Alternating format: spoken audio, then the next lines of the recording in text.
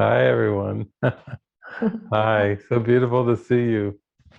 Hi, Francis. Hi, David. Hi, everybody. Lovely to be here, spending this whole weekend together. Yeah, we look forward to these times to come together with you because it's so precious for us, and it's great to see all the smiles and the laughter and feel the deep connection. And yeah, Francis and I were talking this morning, and wow, this is our way of life now. Tabula Rasa, it's the title of the weekend retreats because that's how we are living our life. And so if we do look rather clueless and innocent, then that's a good sign. Because we are really clueless, and the deeper we go, the more clueless we get about everything. We're very happy though. So, Francis, isn't this beautiful to have this forum to do this? And even though all of us are spread around in different parts of the world, I can just feel the synergy and the love swirling underneath. Yeah, that's it. That's it.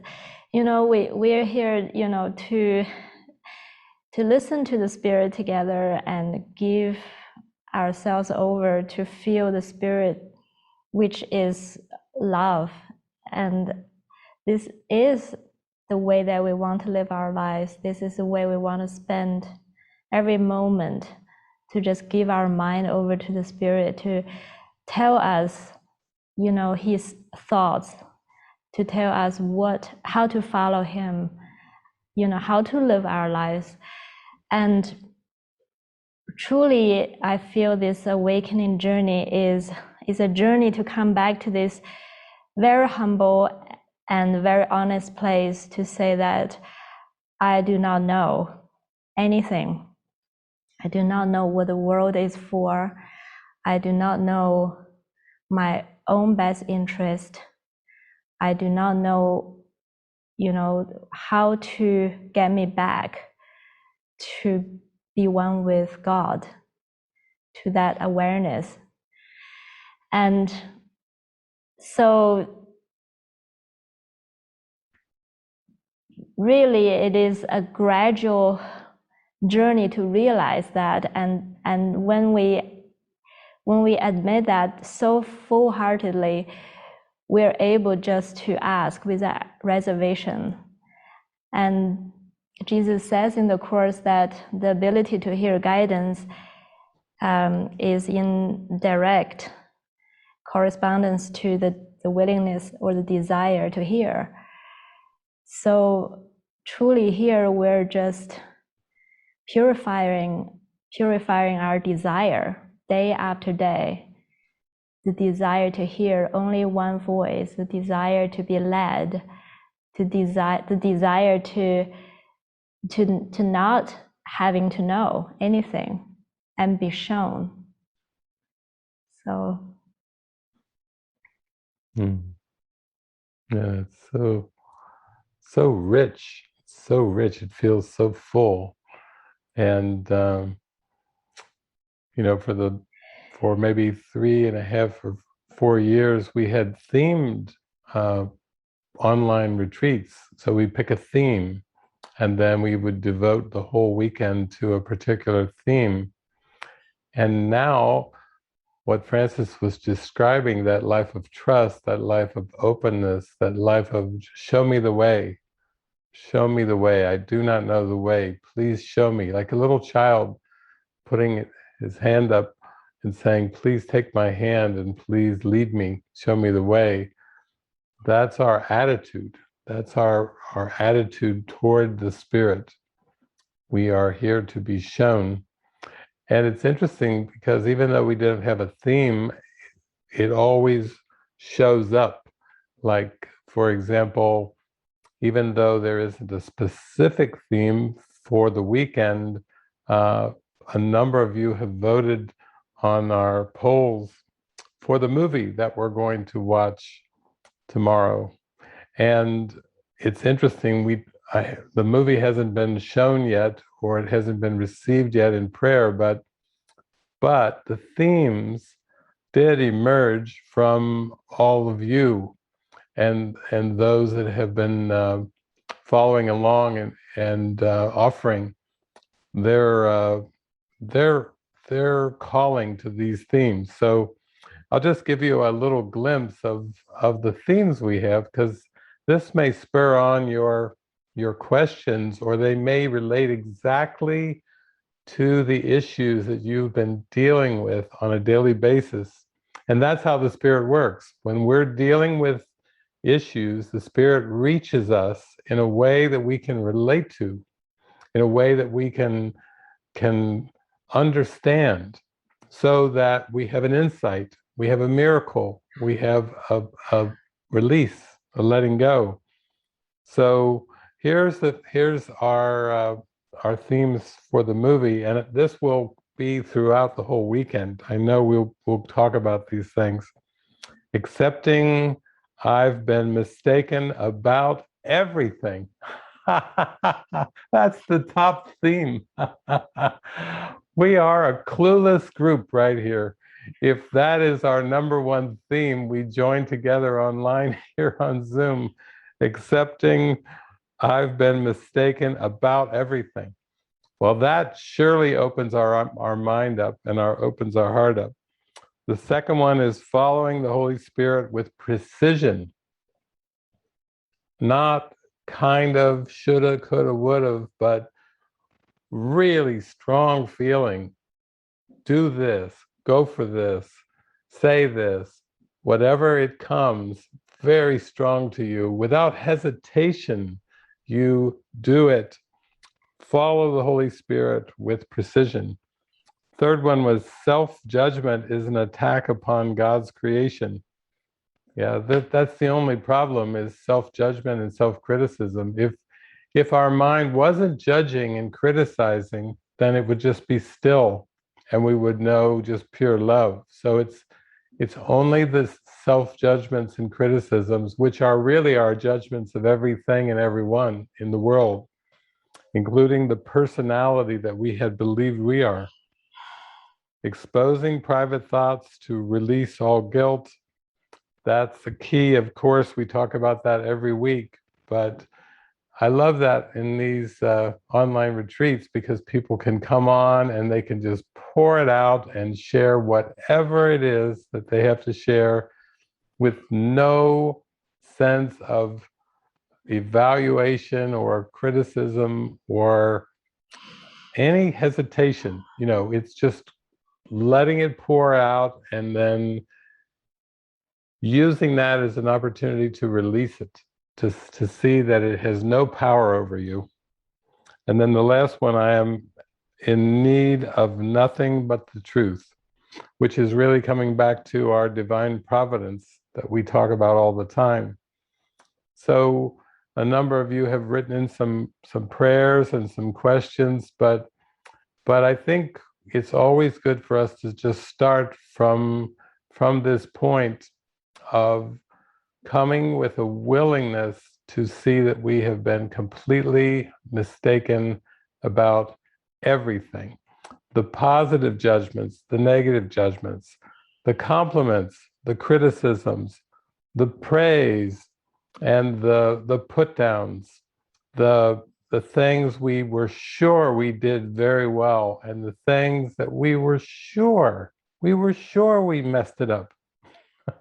But suddenly, through the grace of God, oh my God, we didn't mess up.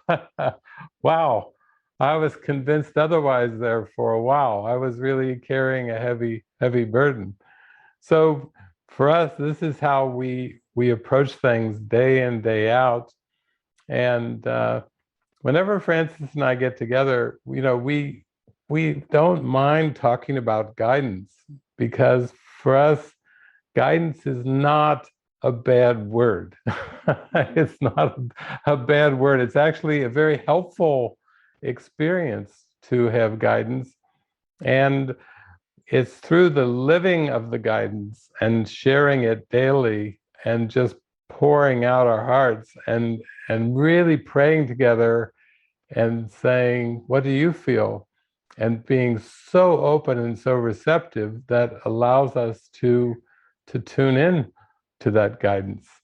So what do you think, Francis? Should we share a little bit about guidance? Because Yeah. that's something that sometimes people say, oh, well, it's I either can't be guided, or I'm not consistently guided, or some people just say, I don't even believe it's possible. Or other people tell me it's not even possible. And those are all things to be aware of.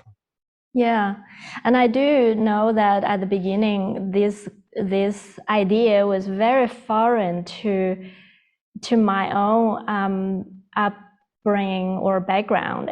It's one thing to say that, okay, there is a spirit where that's like after mind training, maybe you can reach it one day, but it's another thing to say you can actually live your life and be guided and not rely on your own past experience and your own judgment. It was very, I remember I had this suspicious mind to think, how is that possible?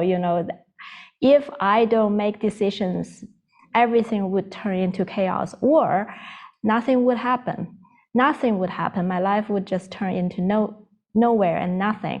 That's really the suspicion underneath. But I have to say that, what has really happened in the past 10 years was that to actually be able to see firsthand that the Spirit is guiding absolutely everything in our lives. And if we give this willingness over to let the Spirit use the symbols in our lives, and to the degree we give the symbols over to the Spirit to say, you're in charge, you're going to be in charge of the interpretation of the events, you're going to be in charge of the interpretation of the relationship, and I'm going to give everything to you, and then I'm going to be here to let you decide, then that is a good space to actually be able to see the Spirit at work. And then everything turned out to be beautiful. And I do know that it's the same for David, that you actually was completely convinced through your own experience, but not through just words from a book, but it was kind of undeniable experience day in and day out, which was very out of the box, very different from the decisions that we would make based on our own past references and our own frame of thinking. And it was we were completely convinced through that kind of experience that everything worked together for good, if we give it over to the Spirit. So that is, we all need that kind of convincing to truly trust. Yeah, I think for a lot of people who have been drawn to A Course in Miracles too, it's not like they were necessarily raised in an environment or raised with role models that were sprinkled all over the place. It's not like they were surrounded in an environment of prayer and guidance. And it just dawned on me some weeks ago when I showed this Billy Graham movie, this documentary about Billy Graham's life. And then after that movie, then I started to see a few things on YouTube about Billy Graham's children. And it was like, oh yeah, that would be fascinating to grow up as one of Billy Graham's children, because your mother and father are constantly talking about prayer, about the Lord's guidance, about spreading the message of Jesus, about spreading the message of forgiveness, and how every trip to every country, every encounter, and a whole community, they're all buzzing about God and buzzing about prayer and guidance. And for most of us, we didn't grow up in that kind of environment. We weren't constantly hearing about guidance and how it works. We weren't seeing evidence of it. We weren't seeing daily evidence of it. So in one sense, we grew up without a context of how guidance could solve everything for us. If we just would listen and follow, we would be peaceful and happy in the simplest way. So I think, I mean, of course, I went through like Bible school and I was raised in a Christian church, but we didn't really talk much about guidance. We talked a little bit about prayer, but it wasn't like a practical thing. It's not like in the morning and breakfast, we wouldn't hold hands and pray and say, what are you guided to do today? What are you guided to do? That was the farthest thing from it. It was all about, oh, it's cold outside. Who's going to scrape off the windshield and who's going to shovel, Cincinnati, Ohio, who's going to shovel the driveway and the sidewalk? And are we going to have school today? Did we check the monitor or is school canceled? We weren't talking about guidance. And then when I got into university for 10 years, the first year was engineering. No, we didn't talk about guidance in the College of Engineering at the University of Cincinnati. We talked about calculus and we talked about vectors and all kinds of mechanics of how things work. And then after that, I was in the School of Design, Art, and Architecture, and I majored in urban planning. In 5 years of urban planning, guess how much we talked about guidance and prayer? Zippo, zilch. And then when I left that 5 years of urban planning, I found out that 2 of my professors were Christian scientists and never even told me. Well, I saw them at a church, a Christian Science church, after I was out of urban planning. I said, what are you doing here? David, what are you? They kept it quiet. Nobody talks about guidance. Nobody talks about these things. And so when I got into psychology, I call it, I was into rat psychology for a while, P.F. Skinner and stimulus response. But when I kind of worked my way on my own interests more into humanistic psychology and transpersonal psychology, then the psychologists I was reading were talking about your intuition, follow your intuition, follow your heart. Still not calling it guidance, still not calling it prayer, but we can relate to that. Follow your heart, follow your intuition. Or Joseph Campbell, follow your bliss. Yeah, I like that. Joseph, I like that. Follow your bliss. That sounds good to me. I'm going to go for that. But still, we weren't talking about guidance. And then, as Francis was saying, when I got into A Course in Miracles, I started to really, really see and have experiences where I would get inner promptings, little nudges, feelings arising, drawing me, calling me, pulling me towards certain things, towards certain people, towards certain books, to meet certain people. I don't know why I have to meet them, but I think I have a feeling I have to meet them today. I don't know what it is, but it's a strong feeling. And that was the beginning of starting to pay attention to these inner nudges that eventually came to be guidance. Eventually, it became instructions. It became words speaking to me, words speaking through me. It became so natural. It became more natural than breathing. The guidance became more natural than breathing. It became so intimate, where it was like, of course.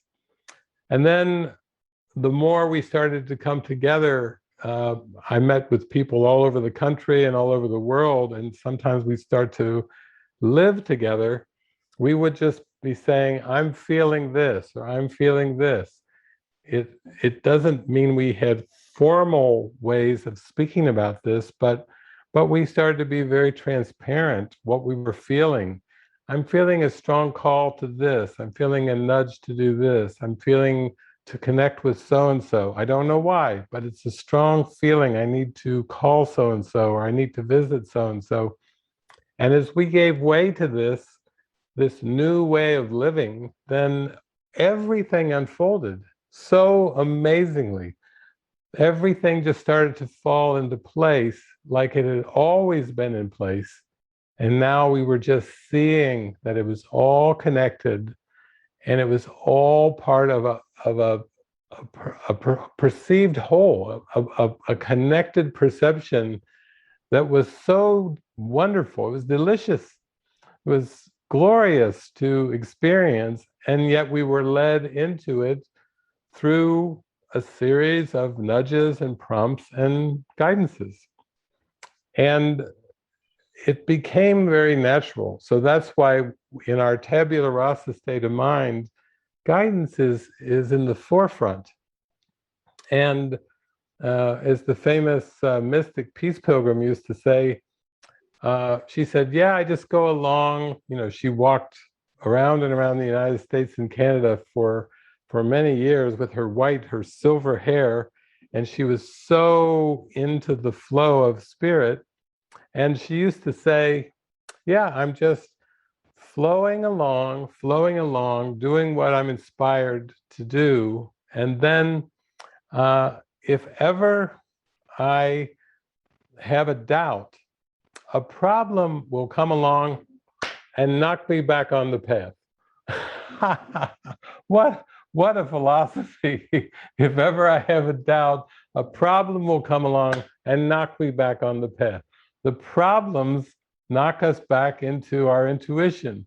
The problems direct us back to live 100% intuitively and 0% analytically, 0% based on just past learning, and 100% on inspiration. What brings me joy? What inspires me? So I think this is important that we're talking about this, because if you have a willingness to open up to this, then you have everything that you need. And actually, there was a few things that were written in, but I think it was Stephanie who wrote in, and she's at right there at our Living Miracles Monastery. But she wrote in a little piece to Francis and I this morning, and I think we can use that as a little launching pad. Stephanie wrote, "Dear David and Francis, this morning the words from the Course came to my mind. The willingness to communicate attracts communication, and it awakes in me a sense of curiosity and adventure and joy. My attention is drawn to the word willingness. I feel the lightness and the openness. There is no push and expectation. I feel the gift behind these words. I feel like Jesus stands with open arms and invites me to come, to fall in love. I pray to be shown the obstacles to my willingness. With love and gratitude, Stephanie." And it's interesting, Stephanie, because I was just up there at the monastery, and I know those words came out of my mouth. The willingness to communicate attracts communication, because I was very shy, and I was very reserved, and I was very hesitant about communicating. And I could feel that those words that you mentioned were like a key to me at learning to fulfill my life's purpose, because I knew I had some fear around communication. I knew I was very selective about who I would communicate with and I wouldn't communicate with. I was very protective. I was shy because I believed there was safety in shyness. I was timid because I believed there was something to fear in opening my heart up. And because I was afraid to communicate, I was limiting my own awareness of what was possible. So then Jesus got a hold of me and I started communicating.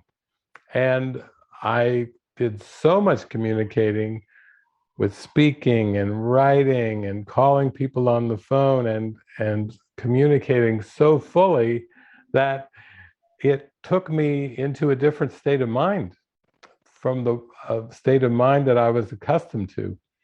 It took me into a place where I felt I was really in communication with everyone and everything in a very broad sense of the word of communication. I think communion is a better word for it now, but at the time I would not have understood communion. I would just say, oh, I know what communication is, and I'm hesitant. I'm hesitant.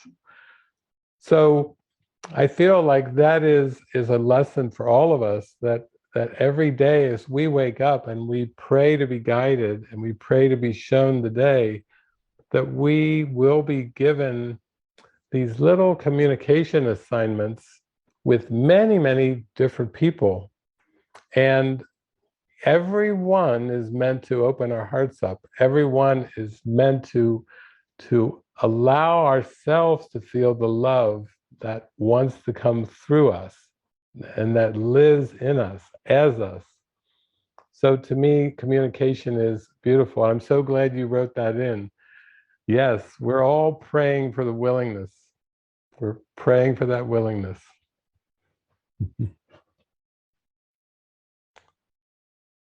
Well, what do you think, Francis? Shall we work towards opening it up, or how do you feel today?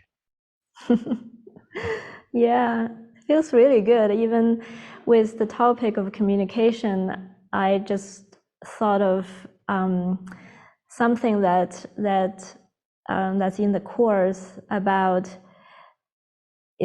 Jesus talked about absolutely everything in this world. The ego has given it a purpose, and people, relationships, our own body, other people's bodies. There is always a purpose the ego gave, and then Jesus says, there, nobody can fail you except your idea of them. So it's like we have set up, or the ego has set up these massive expectations and roles and functions for everybody and everything. And if we, if we're letting ego be the guide to go through our life, it's a massive disappointment and fear every day, because things are constantly presenting themselves as problems of some sort, disappointments. And yet, Jesus said, nobody can fail you except your idea of them. So really what is failing us is these expectations and these roles. And that includes our own so-called body. Like we set up these roles for the body to fulfill. And the body, we gave the body the function of pleasure, attack, and pride, to accumulate credit, to accumulate pride, to be something, and to receive pleasure. But the one thing Jesus says is that communication is the only function while you still perceive you have a body. That is the only function that the spirit gives the body. So if I really think the body fail us constantly. But what is truly failing is the idea of it and the function we give to it. And the only purpose of the body has is to reach another mind. That's the the spirit gives the body its function, to reach another mind. And that's why I was listening to you, David. You were saying the moment you start to open up to communication, let the spirit communicate, to reach another mind, you open up to feel you're absolutely one with everybody and everything, because that is the essence of the spirit. And that is really the only way to heal, is to repurpose everything. It's not like holding on to the same purpose we give and the same role and hoping things would be different. And that is such a devastating curriculum, if that is the way that we have to go through this curriculum. Jesus actually says this is very frustrating if the students cannot learn the lesson that is set to learn. But this is the lesson set up by the ego, that everything has to change except your mind. Everything has to change. Everything is a presenting problem for you to fix outside. But here we're saying we are giving this purpose back to the spirit. You're going to use the body as purely a communication device to reach another mind. And that way the body cannot fail, because it does not have any other function. And nobody else can fail. The world cannot fail us, because we're going to let the spirit give everybody and everything another purpose. And that is why we need guidance, because we cannot make the decision, because the decisions that the ego would guide us to make is still based on the same purpose and the same goal. So that's why, we want to be so stepped back to say, okay, there is something rotten in the core here. It's not just a little event that is not working out here. It's actually the deepest thing that is not functioning is the purpose that we're giving everything. But that is also where the decision is. We can say that, okay, my relationship, everything in my world can be given over to the spirit to reinterpret, reuse. And that's where we can start to be open to communication, if that is the only function spirit give the body. If that is the only way we can be happy. The problem is not that we don't hear the guidance, or that we don't listen to the spirit, is that we don't only listen to the spirit. It's because we do listen to the spirit, we do listen to the ego. That's why our mind is split. So we're here to nurture this willingness, as Stephanie said, the willingness to listen to only the spirit, to give the body and our world the only purpose to be used by the spirit, to reach another mind. So yeah. It's beautiful. Yeah. And Francis, I know you and I were just talking this morning about that part in the Course where Jesus said that the dreams that you think you like can hold you back as much as those in which the fear is present. So, that's like, it's asking us to really trust the spirit, because we don't know our own best interest. And the reason that we haven't known our own best interest is because we've already pre-decided what's positive and what's negative. And once we decide based on our past learning what's positive, what's worth going for as a future goal, and what's negative, what's worth avoiding as a future goal. Once we've already done that, we've already bitten off a full piece of the ego, and we've gone in the wrong direction. There's a very famous song that says, You've got to accentuate the positive and eliminate the negative. And don't mess with Mr. In Between. Well, actually, Mr. In Between is the Holy Spirit. And we have to do more than mess with what's in between. We have to embrace forgiveness. We have to embrace that we've been completely wrong about everything, that all of our past learning through our books, through our parents, through our cultures, through our societies that tried to teach us the difference between good and bad has been all mistaken. As Jesus says, that if you judge anything positively or negatively, then you are not right. And you cannot know your innocence. You cannot know true peace and happiness while you believe that you are right, either positively or negatively. It's not a matter of trying to put pink paint over everything. It's more a matter of stepping back in your mind with Jesus and the Holy Spirit, and they will show you that you never really had the capability to judge anything accurately, positively or negatively, that all of your judgments have been mistaken, and that there is a state of mind that transcends all of these mistaken judgments.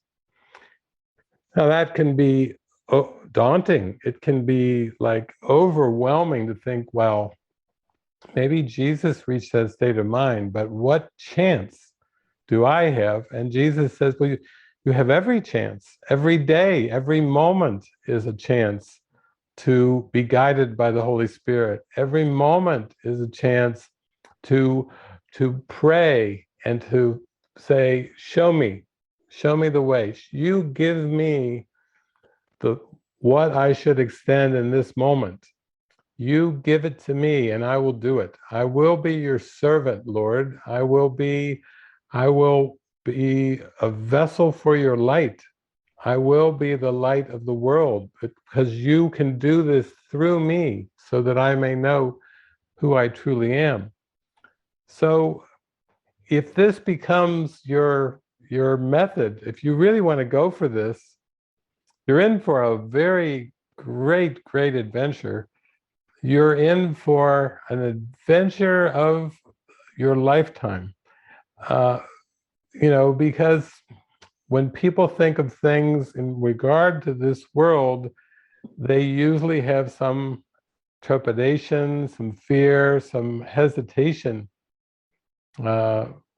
My friend Jeffrey here, he just drove a car across the United States, and we were just rejoicing in all the encounters and all the lessons that come with simply driving a car across the United States. What a trip, what an adventure it is, because you encounter so many things and you have so many opportunities to be prayerful and to be guided.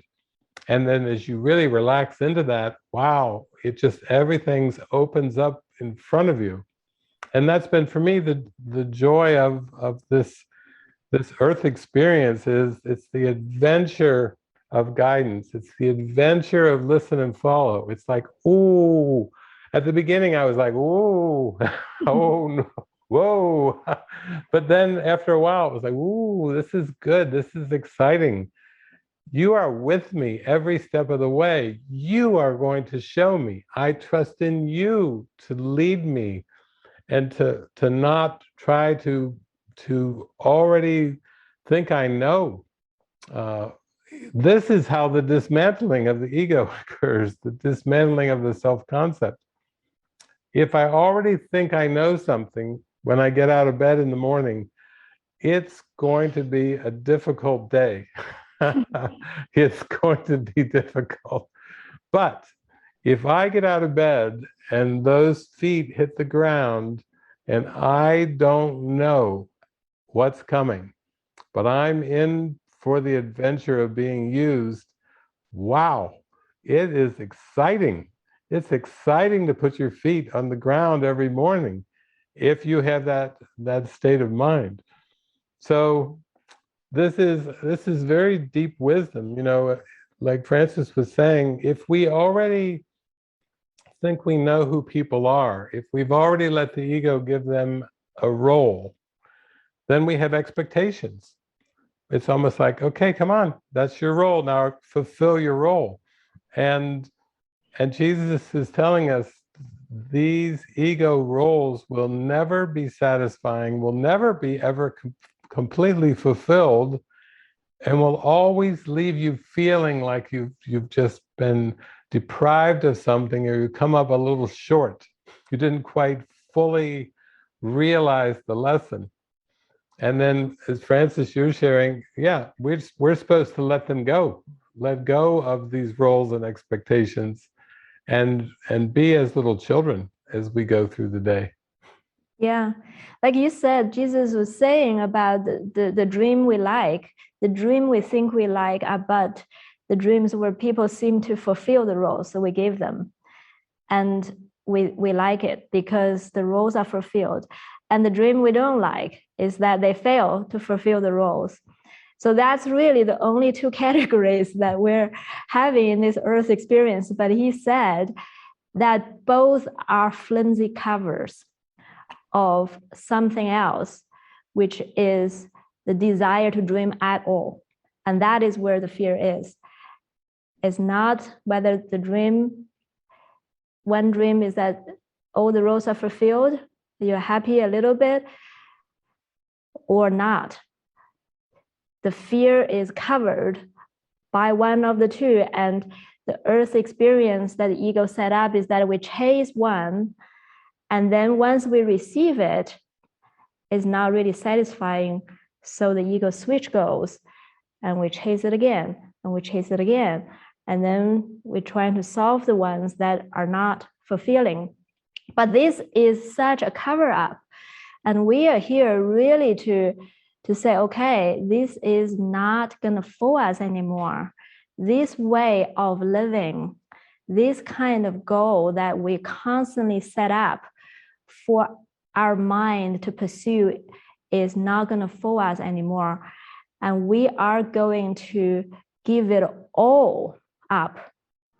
And Spirit said, imagine how happy you would be if Spirit gonna put his interpretation on everything for you, every single role, every single interpretation. So this is really the healing, constant prayer to let the Spirit interpret everything, let the Spirit guide us toward the actions. And that's really how the healing happens. But deep down, it's because of this fundamental deception we're living, but we are awakening now. So that is truly the good news, because the course is aimed at eliminating fear completely, not keeping it, not minimizing it, not partially solve some and keep other, but is eliminating it, eliminate it completely. And this is the way. This is the way that Jesus points out. So yeah, I know it seems radical. I mean, I have one friend I talked to a couple of weeks ago, and she said she talked to her parents, her mom and dad, and they basically, her dad said, don't even come home. She's probably in her 30s, but don't even come home. Don't even come visit us until you're either married or you have a job. There's some expectations, we have to laugh at it because we've all gone through these things where there's these expectations that are laid on us. And what Francis was sharing earlier, no, the ego, we did this to ourselves.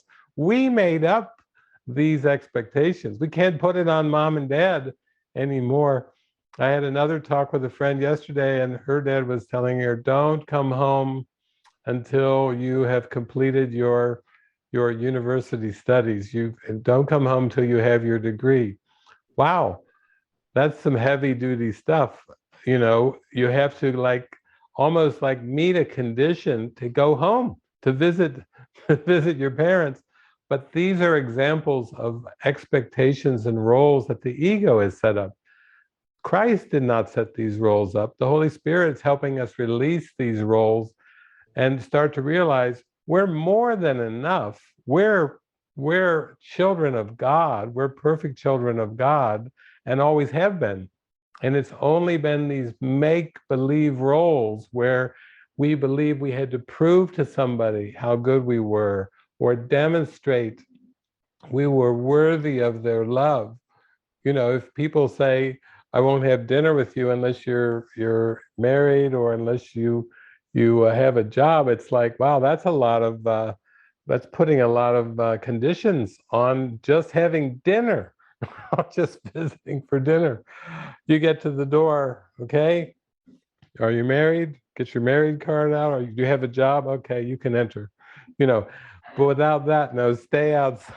You're not welcome until you've achieved some status or you've reached something in the world, some type of worthiness is judged by the world. So we're all in this together to realize that we can release these things, and I guarantee you that when you release them, it is going to look so funny. When you release these roles, and when you release everybody from the roles, you're going to laugh. You're just going to have the biggest, longest belly laugh at the idea that you ever thought you needed to hold on to these not enough, not good enough, need more of this, need more of that. I mean, they're common for the human condition, but they're not common to Christ, and they're not common in heaven. So we're transcending together. We're being raised up together, away from all these false limiting beliefs and concepts that we've held on to. Well, what do you think, Francis? I always like these opening sessions where we get to hear from everyone what's going on in your life. Yeah. Some of you have written in some things, but also some of you just have something that's on your heart right now, today. Yeah, we can open it up.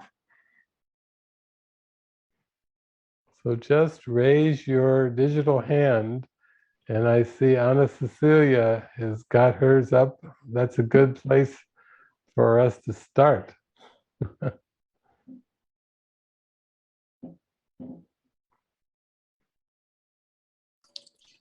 There it is. Hello, thank you. Thank you so much for this. Good to see you. Well, I just came back after some deep, deep silence. And one of the things that came up was the tolerance for mind wandering. And somehow the silence helped me be aware of this monkey mind. This is really a monkey mind. I mean, there's no connection between one thought and the next. And suddenly you're thinking about what you're going to eat, and then you are in a beach in, I don't know, Xanadu or what. It's like insane. So that was very present. And then coming back, I think it was yesterday or the day before, I went to the mwge.org Facebook page, and there was a recommendation for a Star Trek episode. And I've been watching Star Trek as an mind awakening device, because it has been like a deep journey into my mind and lots of feelings coming up. But I hadn't seen that episode, so I went looking for it. And it was the one about people pleasing, the one about this metamorph, like this lady that really, like, she has this, like, an empath, so she can see what the other one wants and become that straight away and give the other one everything they want. And that really first made me realize how how difficult for me is to communicate. Somewhere this character trained herself through life to be so much aware of others. Like I have this like sensibility, I don't know how to call it, but I immediately put my attention on what's happening outside, on what people might be feeling, on how they might be reacting, what's coming up for everyone around, which of course stops me from looking inward, from looking into what I'm feeling or what's in my mind. So trying to change that, like with the help of spirit, because I couldn't do it alone, it became very clear how difficult it is for me to relate. I don't know. I haven't got a clue of how to relate differently. I really need help. And it's a deep, deep prayer. And what you were saying today, like this, it really brought me down to my knees to say, I just do not know how to relate. Because it's always been through this sensory, I don't know, detection, like kind of what's around, always my attention outside. So yeah, if you have anything that might bring some light to this mind, and really my prayer is to drop everything that stops me from listening to that inner guidance, inner intuition, for a true, a real communication with the One, and to be able to feel the love for the Son of God, which somehow feels really, really alien at a deep, deep level. Thank you. Thank you for listening. Thank you, Anna Cecilia. Yeah, well, the ego made the world to reinforce a false identity, and Jesus really goes at that in the text. It's kind of like he's saying, the ego's belief is you are the cause of what I feel, and because of that, I need to know what you're feeling, and I need to do everything possible to please you so that you'll like me, because this false codependent identity is totally built on the other. You know, smaller self takes the second place to what other people think of me. So that would be like the ego's basically dictum, or its whole basis is what other people think of me is who I am. It's really, I mean, talk about placing your state of mind in a totally vulnerable, codependent position. Is you are the cause of what I feel. So you're asking now, how do I turn that around? Because that's the underlying belief, then that means that your former attempts at communication were people-pleasing attempts to use communication solely for people-pleasing, like this Star Trek episode. It's called The Perfect Mate, where the metamorph, she was born only to mate and to please her man. That's it. She has no other purpose other than to mate and to please her man. And she even says in it, it is for this that I exist. And so part of her skills are she has these empathic abilities to feel what everyone around her is feeling, and particularly with men, to feel their desires, to feel their wants, to feel what she needs to do to feel, act, to behave in a way that will please them. Because ultimately that fits in with her ultimate goal. She's only to mate and to be the perfect mate.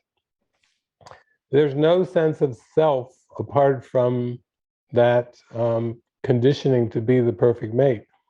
And so what you're describing is really not uncommon. It's a shock at some point when people go through their lives and they suddenly have this shocking realization that they've lived their life for everyone else, for parents, for siblings, for coworkers, for friends, for neighbors. They've totally lost all sense of a holistic self, and they're simply like a shadow dancing in the wind at the mercy of what other people want, because the desire has been to serve those others.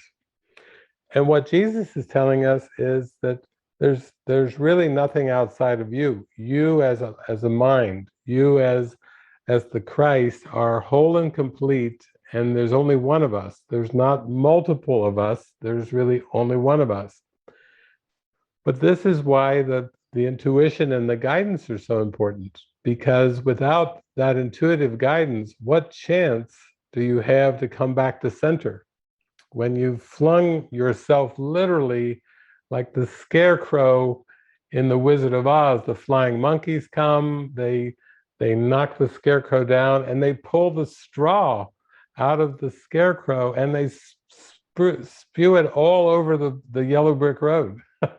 And so there's a head there and a few pieces of clothing, and then the scarecrow is just like laying there totally disempowered until Dorothy and his friends come along and they start to gather up the straw and bring the straw back in, pack it back in there so he can stand up again. He can't even stand up. He's just laying there in pieces with straw all over the yellow brick road.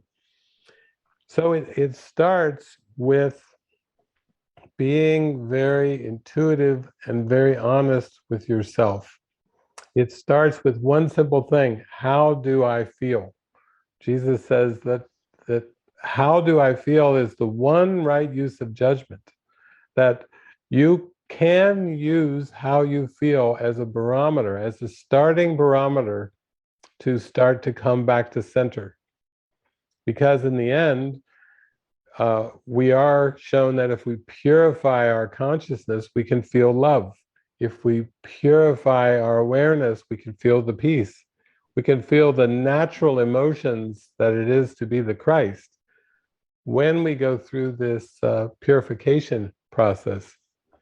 So for many people who have been used to just saying yes to every single person and thing in their life, there is a phase of no's, but it's not a push away no. It's more of I need to fully feel the value of something, and that takes you into your function, because extending the miracle is your function.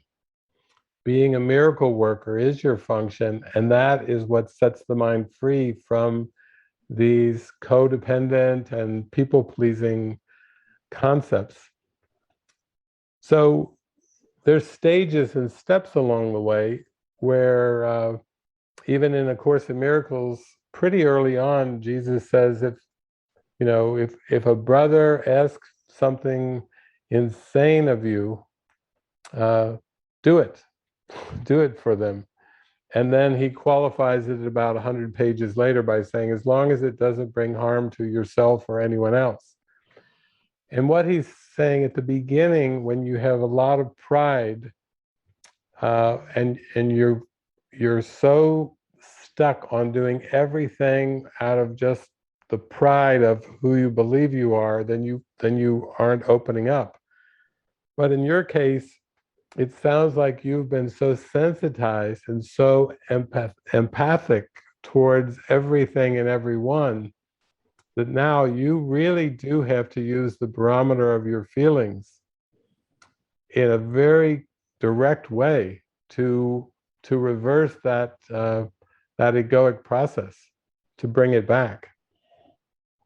And I know those were some of the biggest seeming steps that I took in the early years, is because the past learning was so thick that instead of just like a knee-jerk reaction of saying yes, oh yes, I'll come to this, yes, I'll do this, yes, I'll handle this, just as a reaction, an automatic reaction, I would give myself at least time to pause and pray. And that was a big thing for me because I did not come from a family that was prayerful in that way. Prayers were something you said before a meal, not something that you prayed on as if your whole connection with God depended on it. It was just more of a rote word thing. So I think you're bringing up an important topic for everyone, and I feel like that's at the core of really moving into this tabula rasa frame of mind, is that there's a workbook lesson in which Jesus says, everything I think and say and do teaches all the universe. That kind of thinking is common in the workbook of A Course in Miracles, but it's absolutely unknown in the linear world of time and space. What do you mean everything I think, say, and do teaches all the universe? That seems like a nonsense phrase.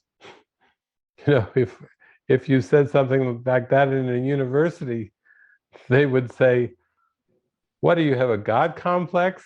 And actually, we are learning to tune in as a perfect child of God and put God first in everything, and not put our past learning as the default program. So I'm so glad you had your Vipassana, though, because it gave you the spaciousness to just maybe even be more aware of the monkey mind, be more aware of the seeming randomness of the thoughts, and more deserving to find that quiet center that is beneath all of those directions of thought. And it can give you a chance to smile and laugh a bit at the thoughts, instead of taking them too seriously. Because that would be really crazy if those were our real thoughts.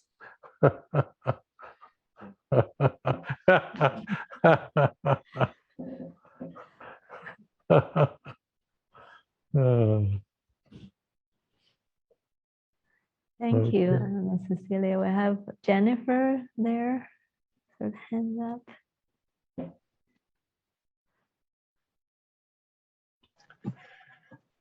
Hello, I am joining you from North Carolina, and I have such love for you. Tears. A couple of connections that I had when you were talking about, Francis, about communication as the only function of the body. I was always really good at it, in fact, too good. And on my report card in kindergarten, I was told to dial that communication back. So I just was thinking about that in a funny way, that I've always talked. And when you were talking, David, about your family not being prayerful in terms of guidance, my family, we didn't go to church. We did like Christmas and Easter and vacation Bible school. And when I was, I don't know, in my 20s or something, I was very blissful about God. And my dad said, Jenny, that is a symptom of mental illness. I mean, there is bipolar, the genetics of bipolar in the family, but anyway, that was kind of funny. So in terms of my journey lately, what I want to say, where did I put it? I was reading, I think, Brent Haskell's book this morning, Journey Beyond Words. And he was talking about the light, and that it's not something we can visualize or conceptualize really, because it's nothing like we know of as light, but that the best understanding of it, and this is channeled by Joshua, is feelings without any kind of judgment or label. Light is the glue that makes us one, and so my prayer of late has been that I call on the light that I am to illuminate the body concept and envelop it. And then when I'm praying for people, I pray to send that light. I ask for Jesus and ascended masters and others to shine their light through my crown chakra, and then I send that to the hearts and minds of the people who are on my mind. But in terms of my recent journey, I've always been an empath, and I've felt a lot. But sort of my heart was broken in March 2020.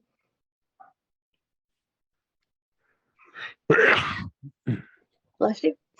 When my dog died, sassafras.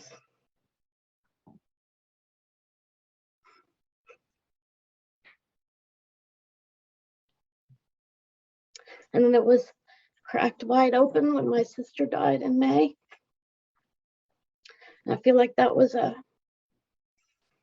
huge move forward in my spiritual journey, because I was taken by emotion on a ride that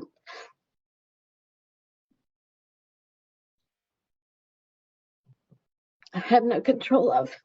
And so it comes and it goes, and I give myself to it.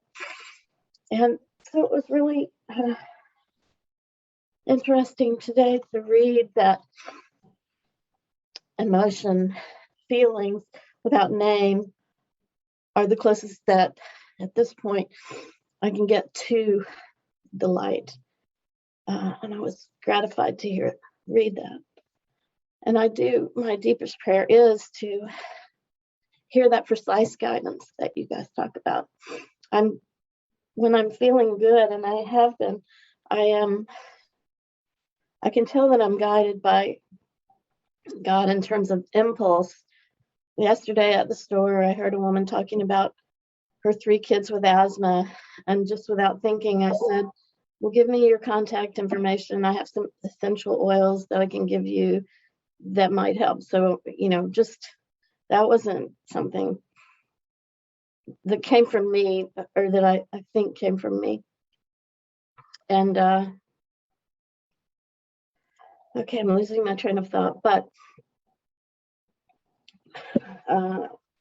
Joshua in Journey Beyond Words also says, if you have difficulty deciding if it's spirit or ego talking,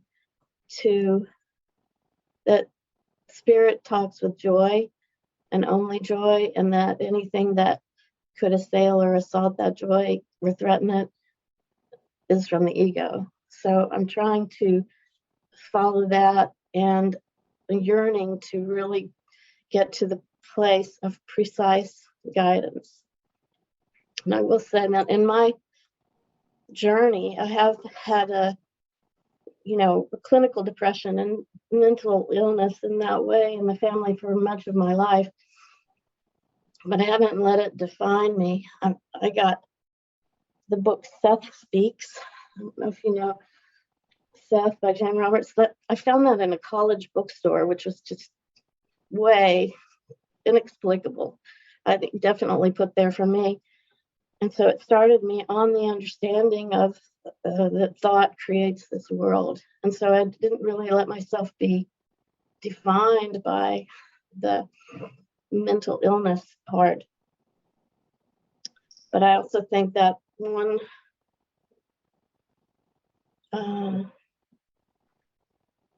benefit that I had, that my mother and sister have also experienced this depression, that I had that they did not have, was that a neighbor invited me to go to church when I was like 8 or 10 years old. So I went to this Baptist church with her. And in the Southern Baptist tradition, the preacher will make the call for you to come down and be saved. And it was so heavy on my heart. I could not go down and let Jesus into my heart. And it was like, oh my God, this is embarrassing. I can't do this, but I could not do it. And so I think that's been, you know, well, that's been with me since forever and helping me along my particular journey. And that's all I have to say about that. Oh, well, welcome, Jennifer. That's beautiful. That's beautiful. Yeah. I'm so glad you're here with us because, you know, when you mentioned about your dog and your sister, these are simply events that happen to allow us the opportunity to open our hearts up. And I remember when my dog Chipper passed away. He was my strongest companion through high school and all the way into university. And then when I dug the grave and I put a lot of tears down into that grave when I was burying my beloved Chipper. But it did feel like it shocked me, but it also cracked me open in some way.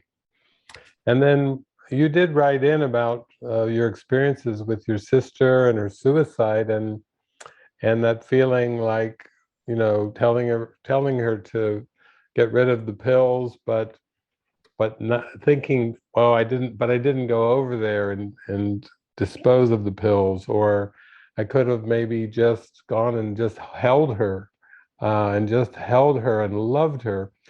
But, you know, the ego always wants to second guess what happens in time and space. You know, it isn't aware.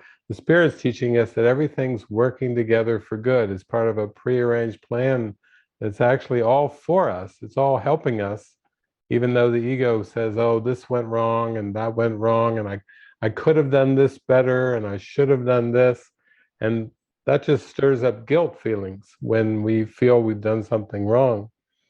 But I feel like once we begin to see that everything, like you read in the Jane Roberts Seth material, everything in this world it's from thought, and we understand there's a divine plan behind everything, and that our plan is forgiveness and acceptance, then that starts to simplify everything for us. We start to realize, okay, I'm facing a belief in loss here, and I faced it with my dog, and now I'm facing it with my sister, and it's something that I need to face. God wants me to know that I exist in a realm that there is no loss, and I want to be lifted up by the Holy Spirit, lifted higher and higher into that realm to know the truth of who I am. And so that's what I think the most valuable thing is about you coming on screen here right away, is when you open your heart up and you're able to talk about it and even allow those intense emotions to resurface. Underneath that, it's your willingness to let it go. It's your willingness to say, no, I'm not going to hold this on my heart anymore. I'm going to let this up and out. And it also gives us all an opportunity to join you in that prayer. You know, when we join together in the power of prayer for healing release, it's so powerful. And when we are able to speak it up and really share it, really, really, really share it from our heart, that's the first step in healing it. And it's so different from feeling like we have to somehow handle it on our own as a person. You know, that's overwhelming. That just is completely overwhelming. But when we join together and we all feel that power of the prayer together for healing, then that's what releases it. So thank you so much for coming on screen with us and sharing from your heart, because yeah, we're all with you. We're so with you in this.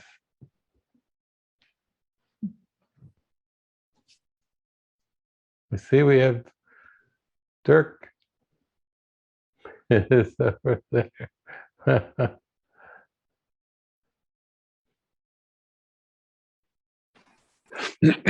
Oh, yeah. Can you hear me? Yes. Oh, very good. Oh, yes. Thank you for this opportunity to talk to you, or to talk to you all. Yeah, this community.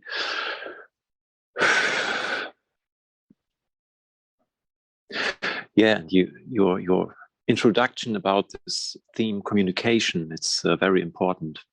But it feels very important to come into this honest communication for me with you and with others, and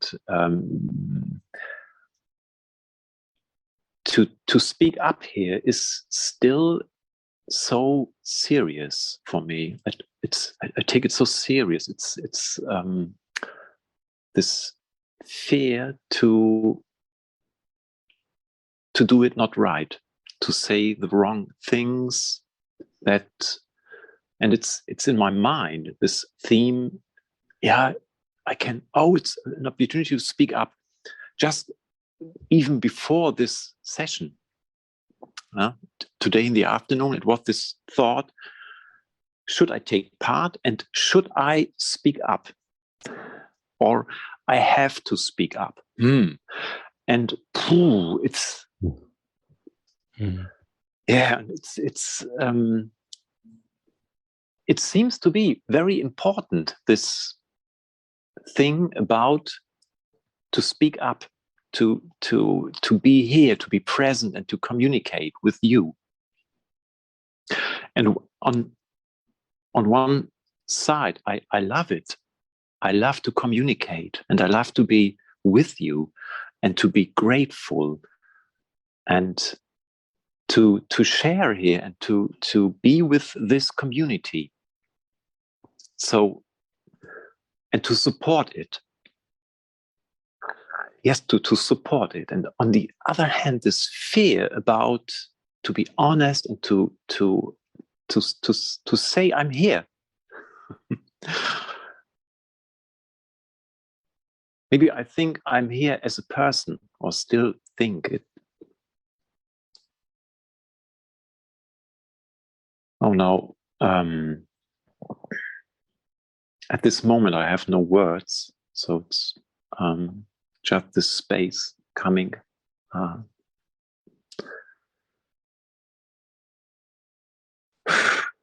Okay, so my prayer, I think my prayer is to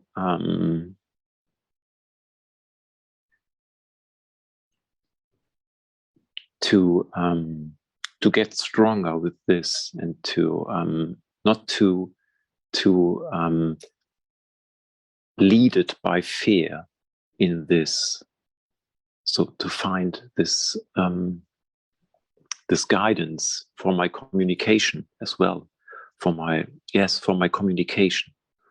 Yeah, to be with you in this way, and to trust all my brothers, all people, all my brothers. Yeah. So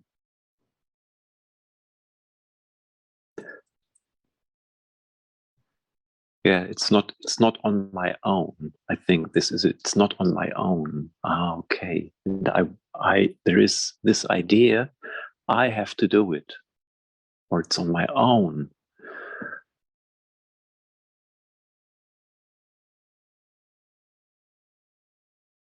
And this I have to learn. Yeah, it's with you, and it's with you all. So okay.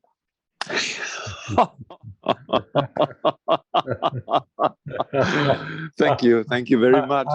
It's my process. I think it's a part of it.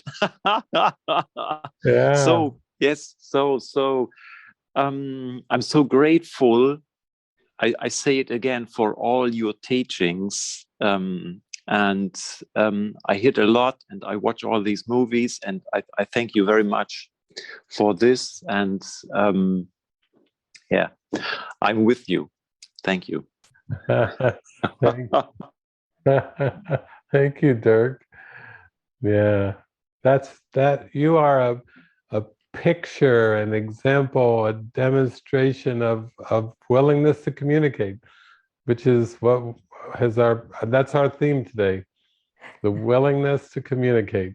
And you did it. You just went in your heart and you felt it before you came on. I have to be willing to speak up and communicate. So mission accomplished. That is right. You did it. And it's a big step because it takes us out of an old hesitation. You know, we're slowly breaking out of an old hesitation, but we're all family, we're all beloveds here. So you know, we're all cheering you on with every word. So thank you. Oh, it's precious.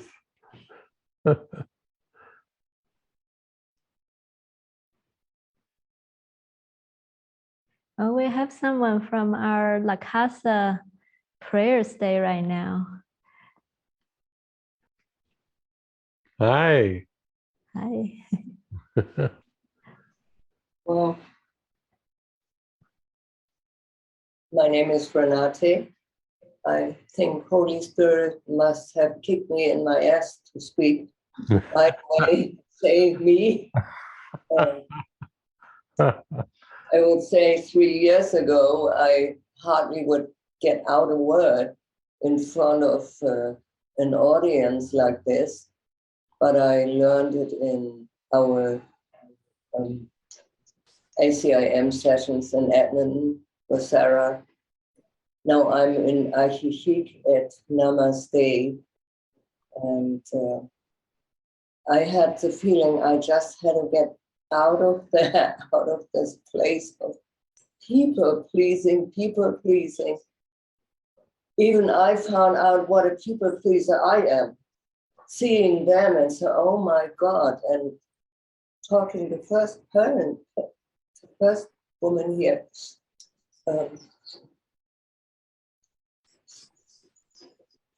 I have been people pleasing my whole life. I didn't know that. I was always, whatever I did was about telling people what I did without having the feeling being involved myself.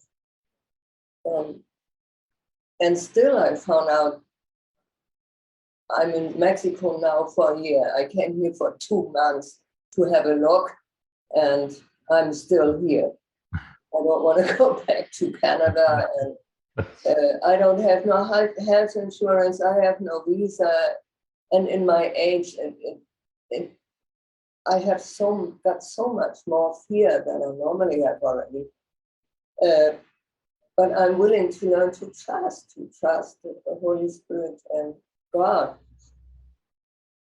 I have been raised in Hamburg in northern Germany. I never read the Bible nor the New Testament, and the word Jesus when I came to the course was, oh my God, I hardly could speak it out. But somehow I knew coming to the course, that's it for me. I have been going from retreats and doing this and that, but it was always, I want to feel better. Sometimes I felt better, but mostly not. And yeah, it's hard for me to speak about it. What the last 26, 7 years ago, I attempted suicide because of unbearable fear and deep depression, and I had no idea what was going on at all, and even didn't talk to anybody, kept it all by myself.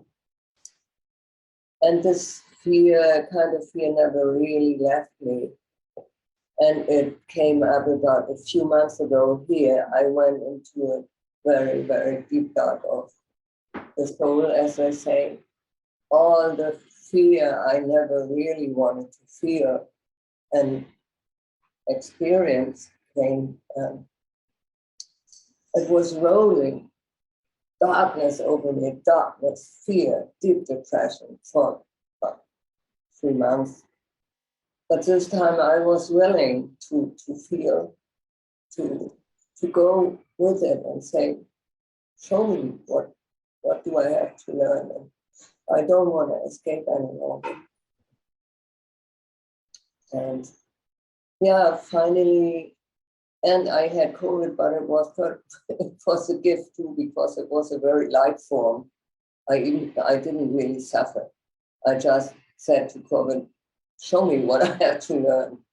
I don't fight you. Yeah, after that, COVID, it came, I went into a real deep depression again in a way that I thought, could it get worse? I didn't want anybody to see me, to talk to anybody. It was only for a day, fortunately. And I went through it. I said, okay. I don't run away. I don't try to do something or meet people to get out of this terrible feeling. I go with it. Yeah, and then it was the first miracle that happened. All at once, I was out. And I talked to Ricky. I asked Ricky if I can have a meeting with her, because I knew her from Edmonton, from a retreat, and we loved each other right away since we know each other. We didn't. And I thought about expressing myself, but the thing turned out completely different. She pushed me to do something and said, do something with your skills. And I came up to set up an expression session at Namaste. And I was dying. I was dying doing that, but I did it. And there was another. And from that on, it was a string of miracles, one after the other. Everything fall in place. All at once, I always was still flirting with Canada, going back, and no going back. And fixing up my room now for really staying for longer and not always have one foot in Canada, and to make this decision. And and to go back to do astrology. I did it all for free because I didn't want to take the responsibility when I get money, or when I take money, I have to be extremely good. So I went through all these fears again, this expression session, doing astrology. It came down, fear of failure. And I came up, actually my whole life, I thought I was afraid to be a failure. Even I have never been in the, what normal people say, I had a very successful life, but I never felt being successful. From my childhood, being told always, you are not worth anything and nothing good will ever come out of you. And my grandfather said, this girl has a devil inside of her. And I was born into the Second World War, and my father came back from the war and had another woman. And I'm so grateful, since I was an architect doing all the sessions with Dan Wetzel and with Julie, and all this childhood stuff that never came up. I cried and saw what's going on.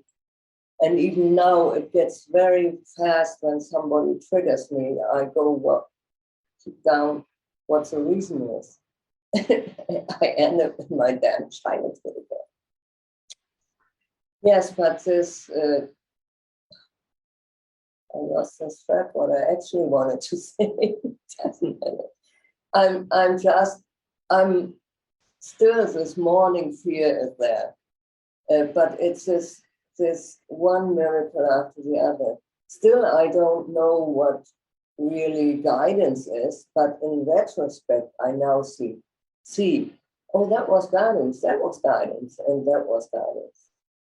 And I booked this weekend during I was in COVID and had for a few days no depression, otherwise I wouldn't have done it. And I see now, that was another guidance. because I didn't tell anybody, because I thought, no, with that depression, I'm way too afraid. I will never go there. Yeah, but I'm happy. And this night, it was unbelievable what happens, this resistance of my ego. I woke up at night and had the feeling I had a grave stone on my whole body.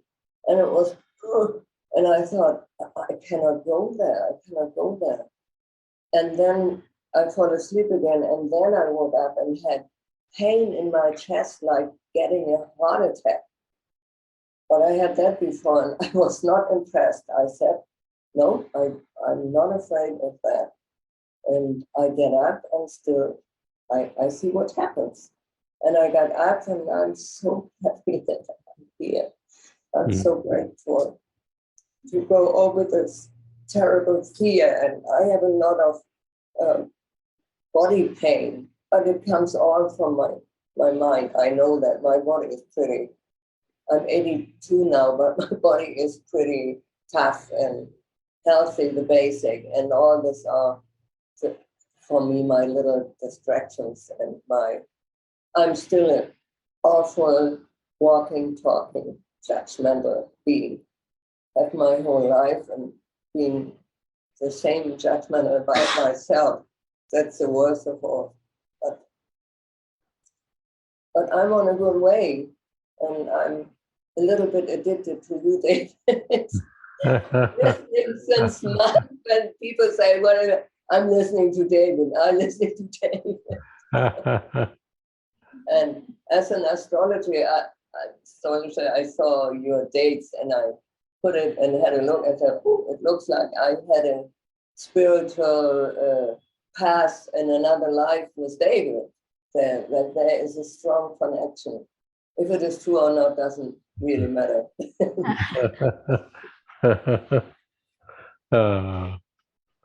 That's beautiful. Beautiful.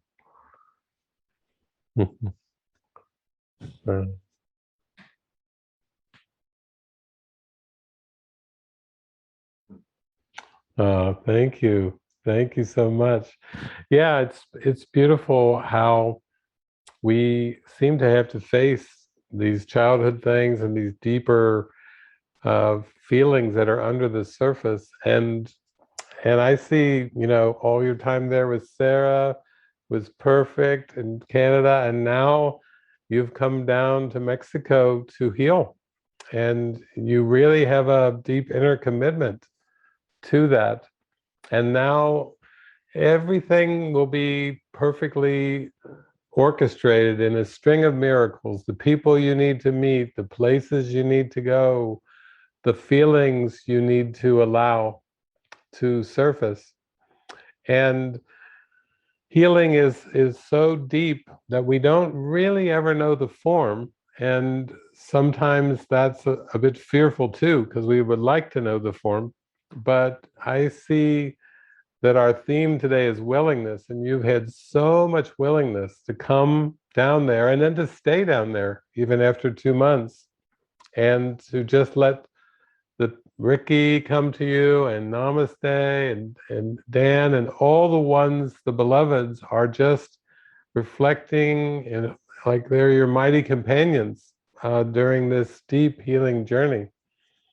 So I'm so glad that that's anything I share, videos or audios or these beautiful transmissions, anything is helpful, is good.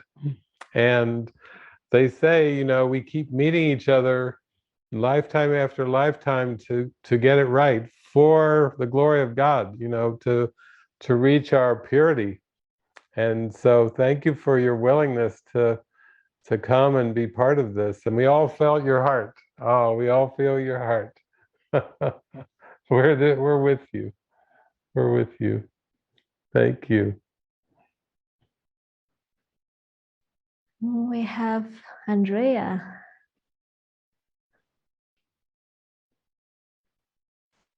Hi. I feel super nervous. Woo! Okay. Yeah, I'm just going to take a breath.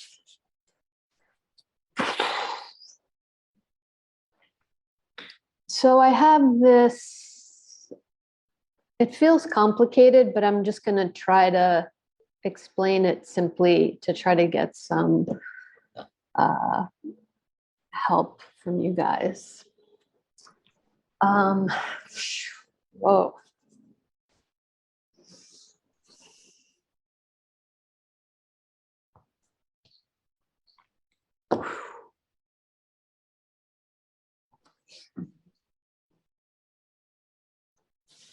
Wow.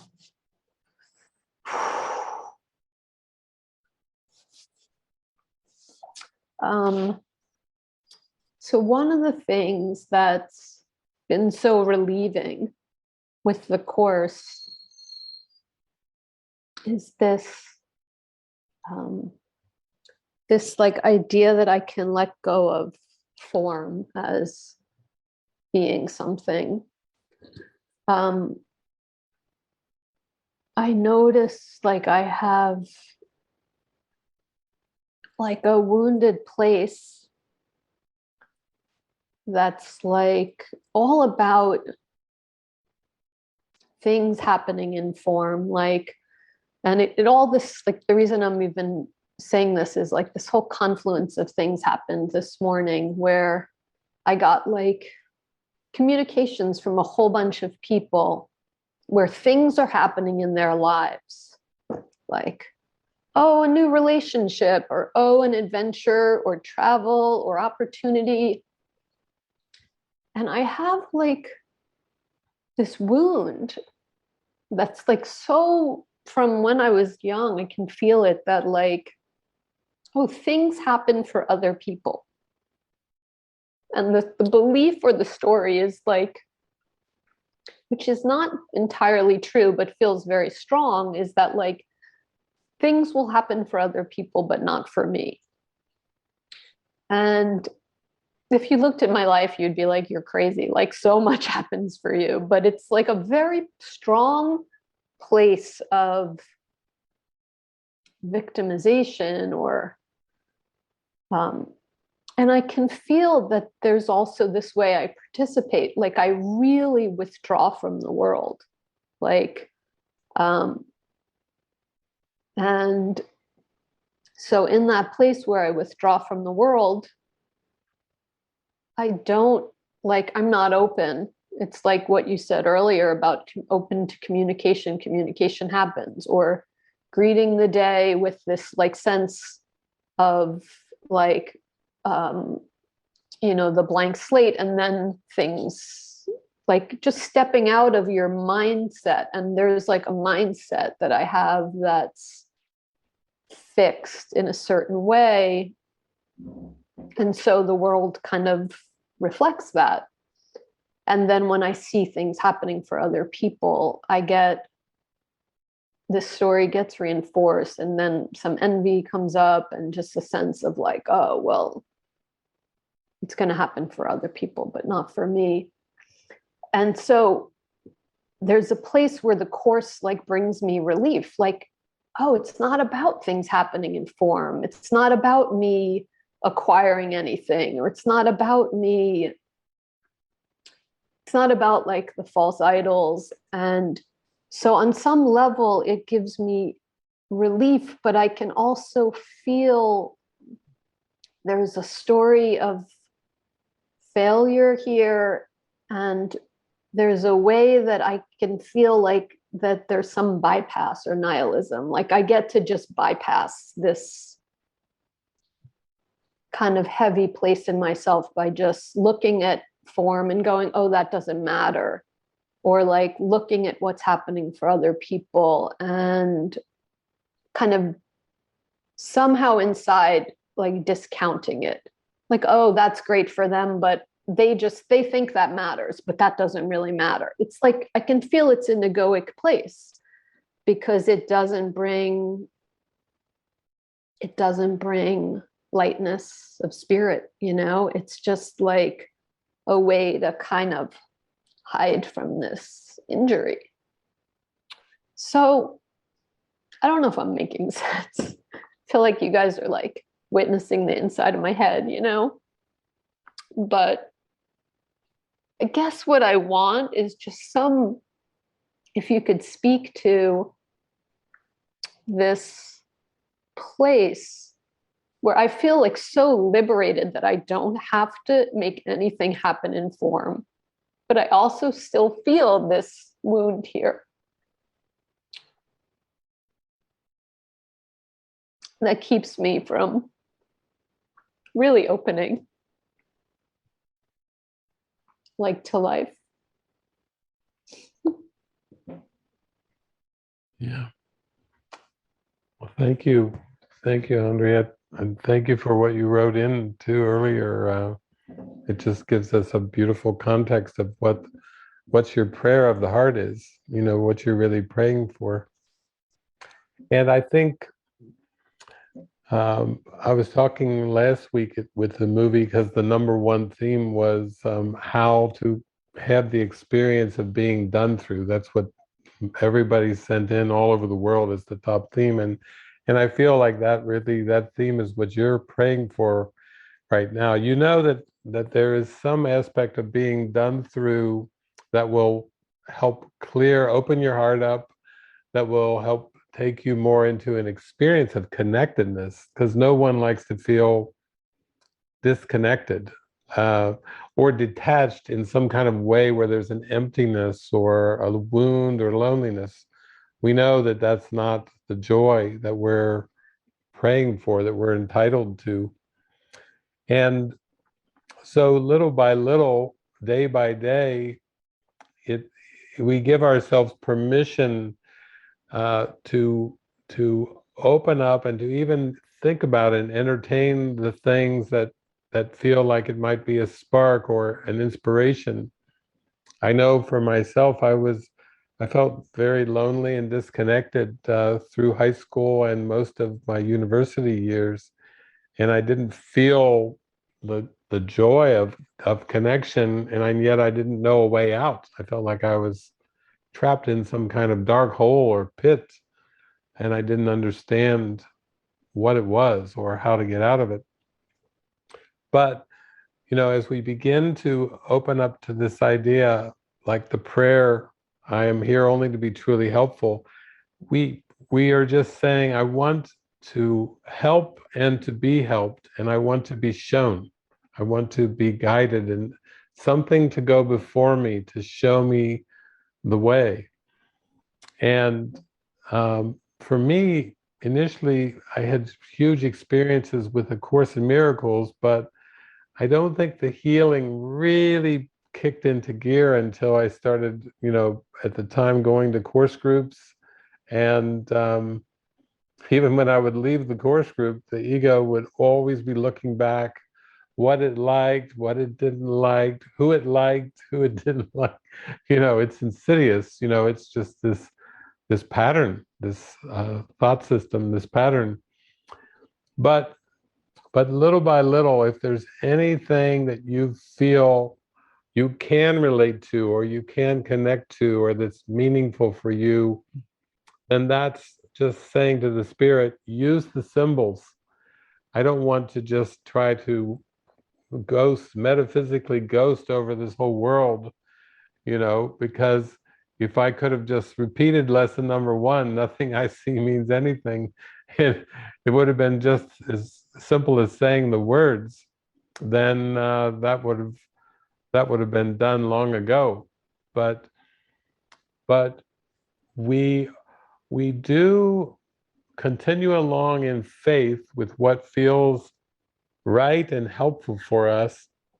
And then we have these moments where the inspiration kind of shoots through us.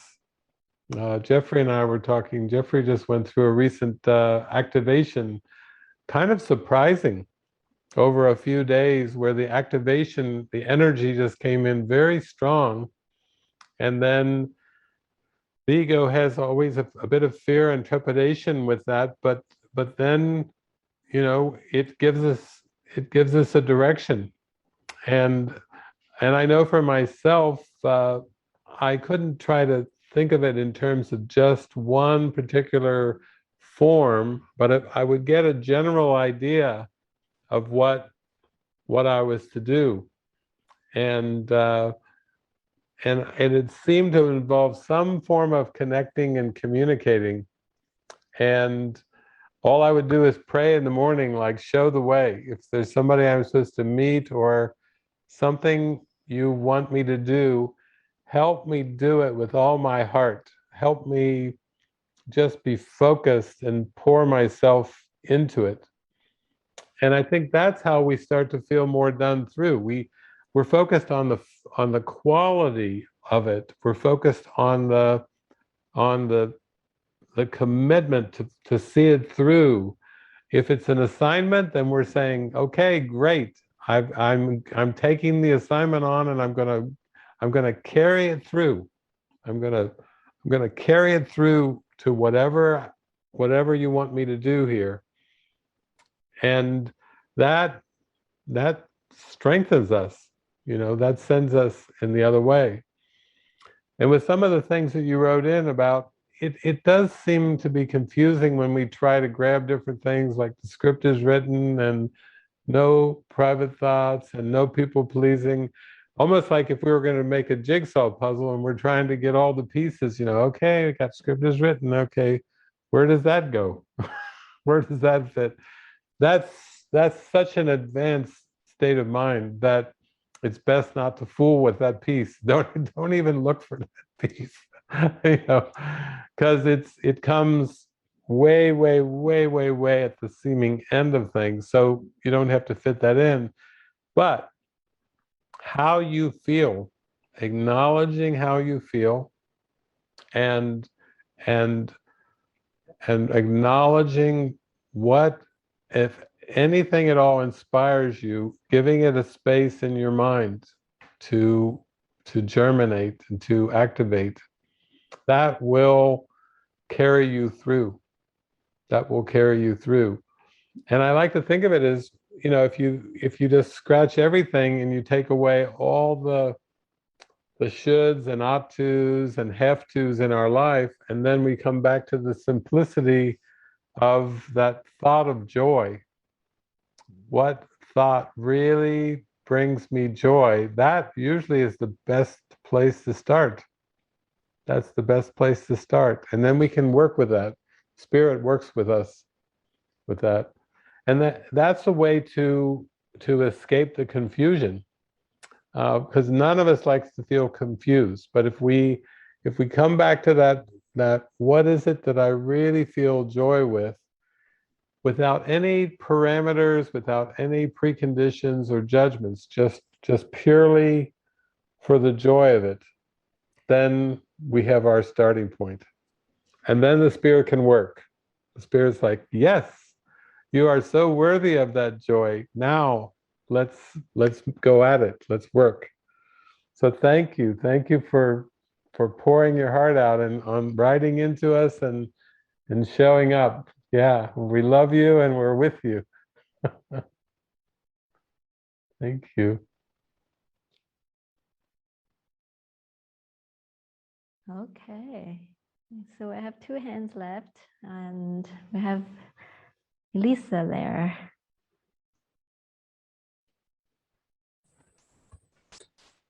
Hi. Hi. Hi, David, Francis. So nice to see you. I'm so happy that I'm here. I signed up today. And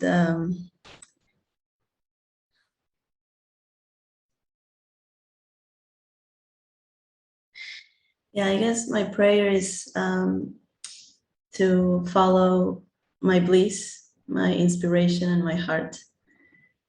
And I am kind of open, maybe more open to that now. Of course, I don't know.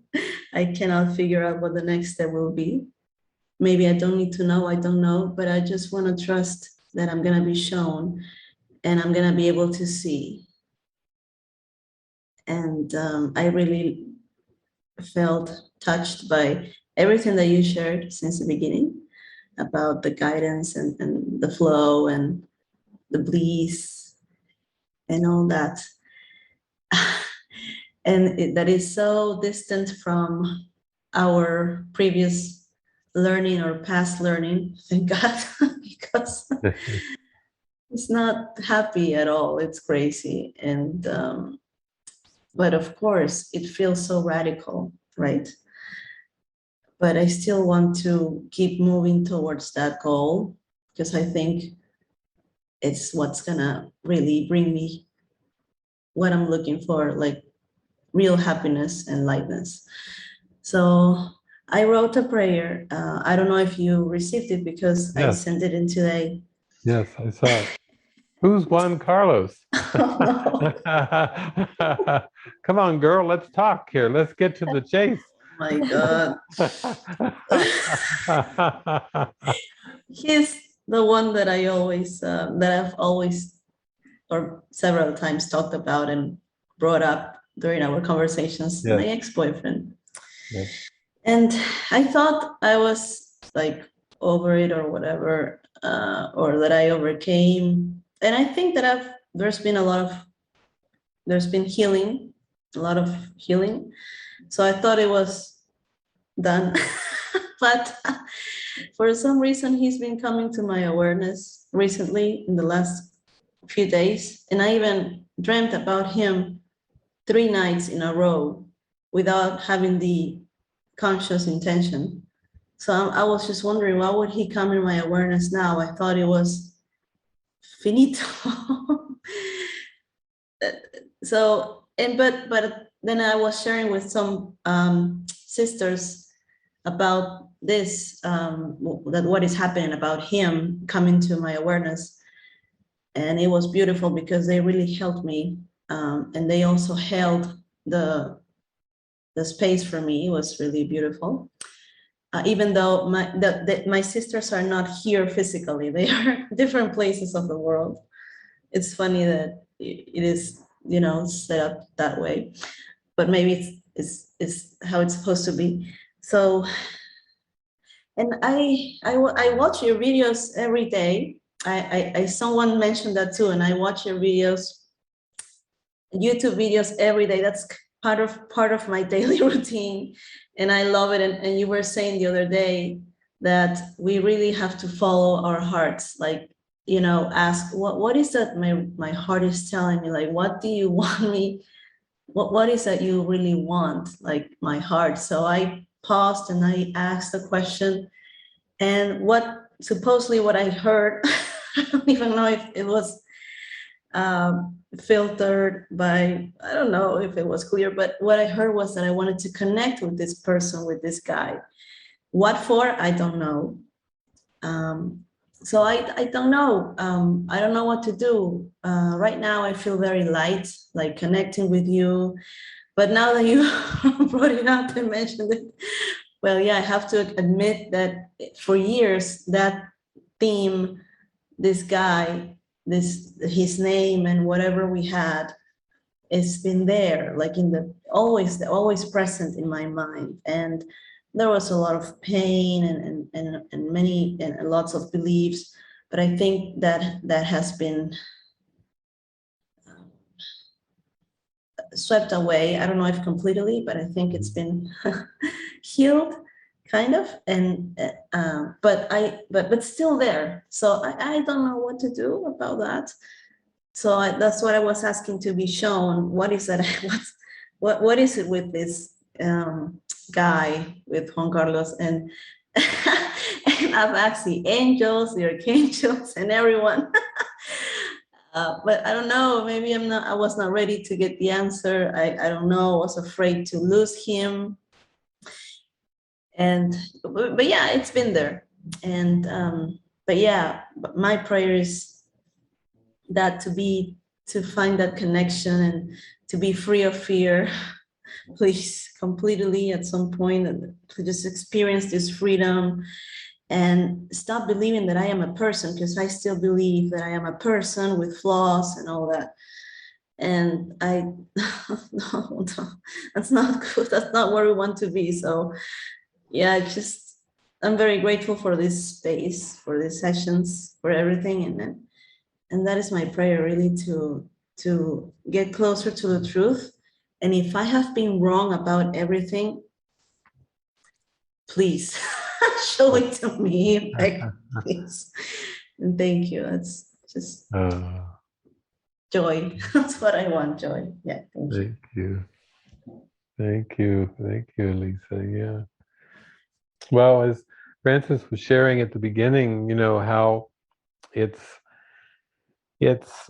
being able to start to see the things that we've wished for, the dreams we've wished for and the dreams we've wished against, and starting to realize that as long as we're wishing for and against certain dreams, that there's still a wish underneath to keep dreaming. Like that's a good way to guarantee that you keep dreaming, is to keep wishing for different things, the good things and the bad things. And so with Juan Carlos, I guess, we've talked about your ex many times, but I didn't have a name, so now I have a name.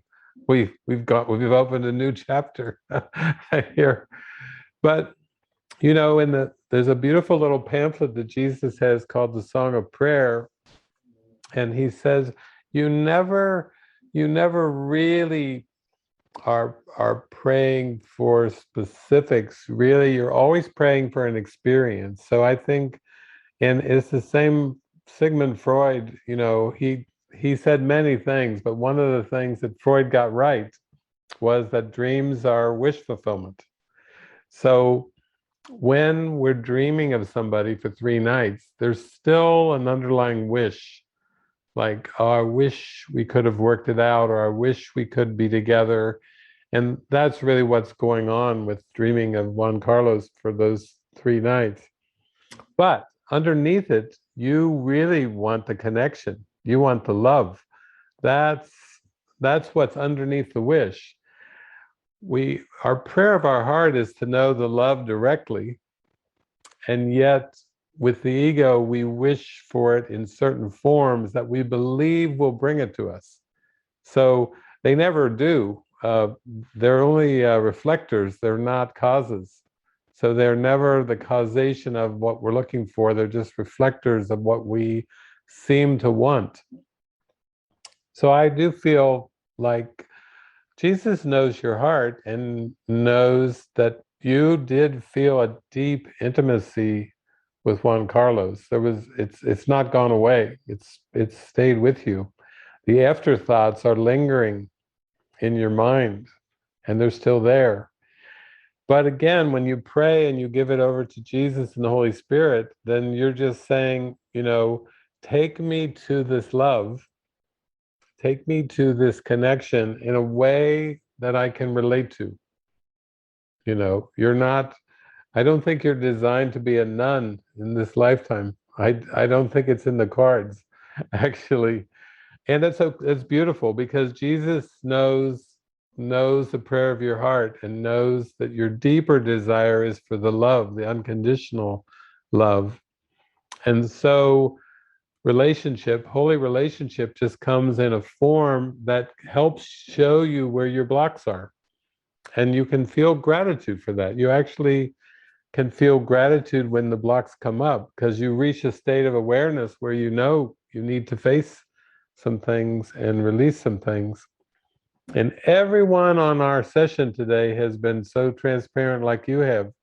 They just come on, and you can read it on their faces. They're just like, here's what I'm dealing with, here's what I'm going through, and please pray with me, please join with me, that I am lifted up, that I am lifted past this. Because it's never the thing that we're after. It's something much, much deeper that we really want to know in our hearts. That's where the true bliss really is. And then we can appreciate every day. It's almost like the world is like a kaleidoscope. I'm looking out in the window, and the leaves, it's a fall day here in Cincinnati, and the leaves are falling off the trees. And that's our life, in our consciousness. All of our leaves of false desire are getting blown by the Holy Spirit wind. and it's slowly they're dropping, and little by little we have to have the faith to hang in there as they come away. And it's not like we're trying to build something positive in the dream. It's more like we're just praying to see it truly, to see it accurately. You know, we're just saying, please clear my lens so I can look on this whole thing with full gratitude and full appreciation, with a big thank you in my heart. You know, that's how we remember God, is with the big thank you. So thank you. I'm glad you signed up, and I'm glad you wrote your prayer out, and even better, you spoke it out. We got to see you speak it. So that's a triple success just by following your heart. So I'm so glad. We love you, Elisa. We're with you.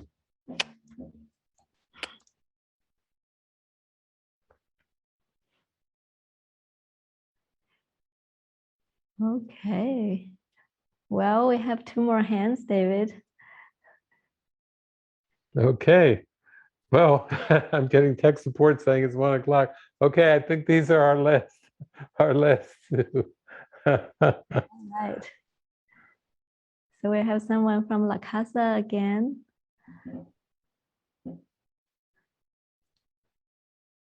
Hi. All the hands are waving in the back, on the side.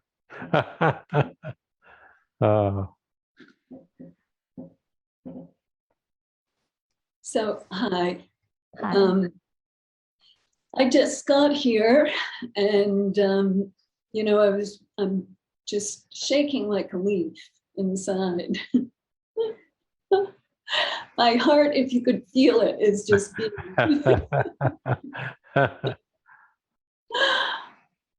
Oh my goodness. So this is far, far, far outside of my comfort zone.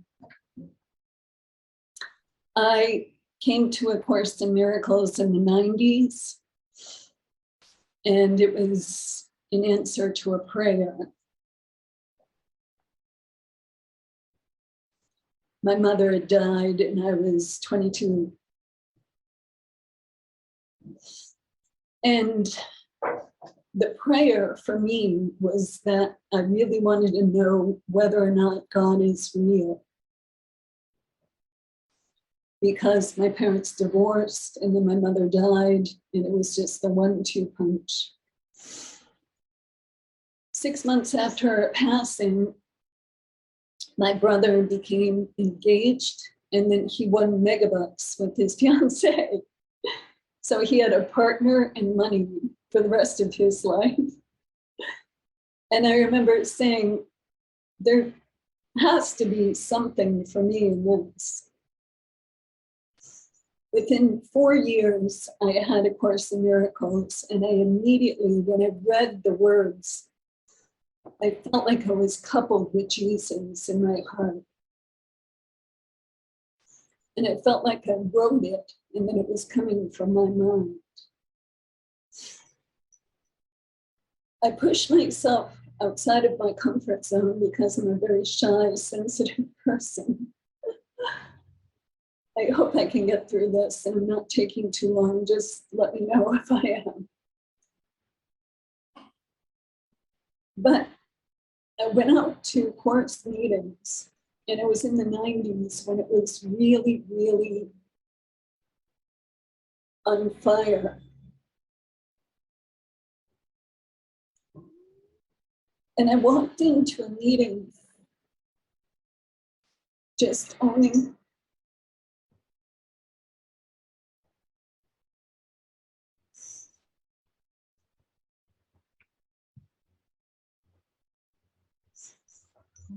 the message, just like I had read it, that it had been in my heart and had come from me, in my center, in my compassionate heart.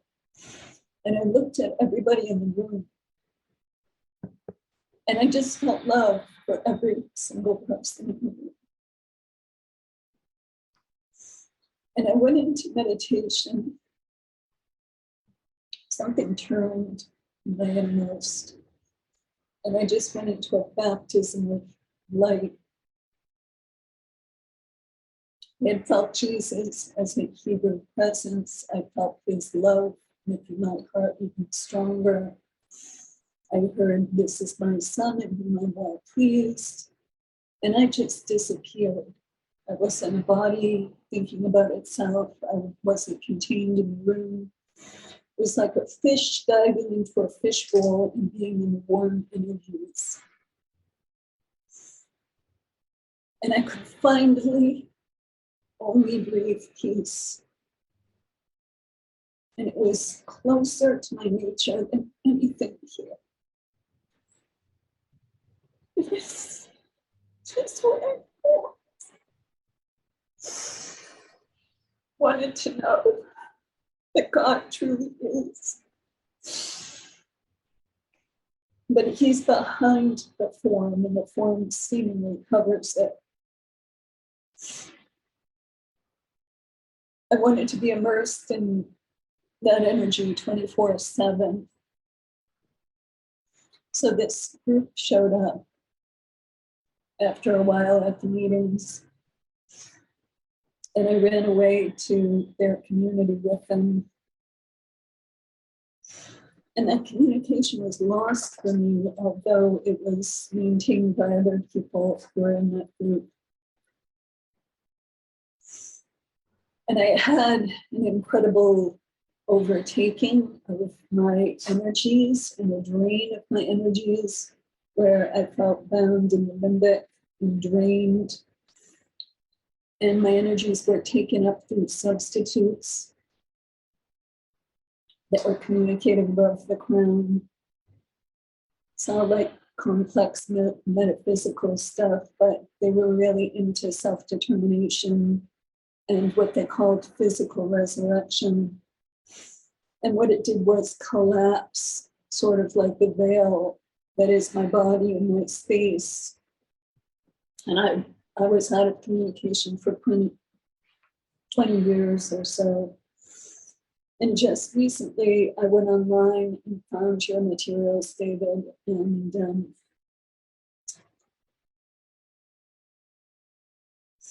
this. Sorry, I just did not cry for this.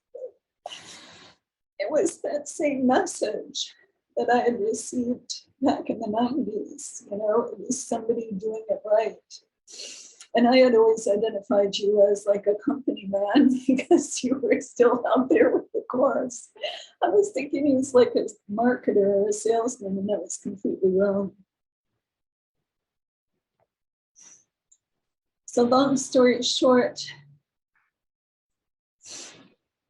my communication is just very weird.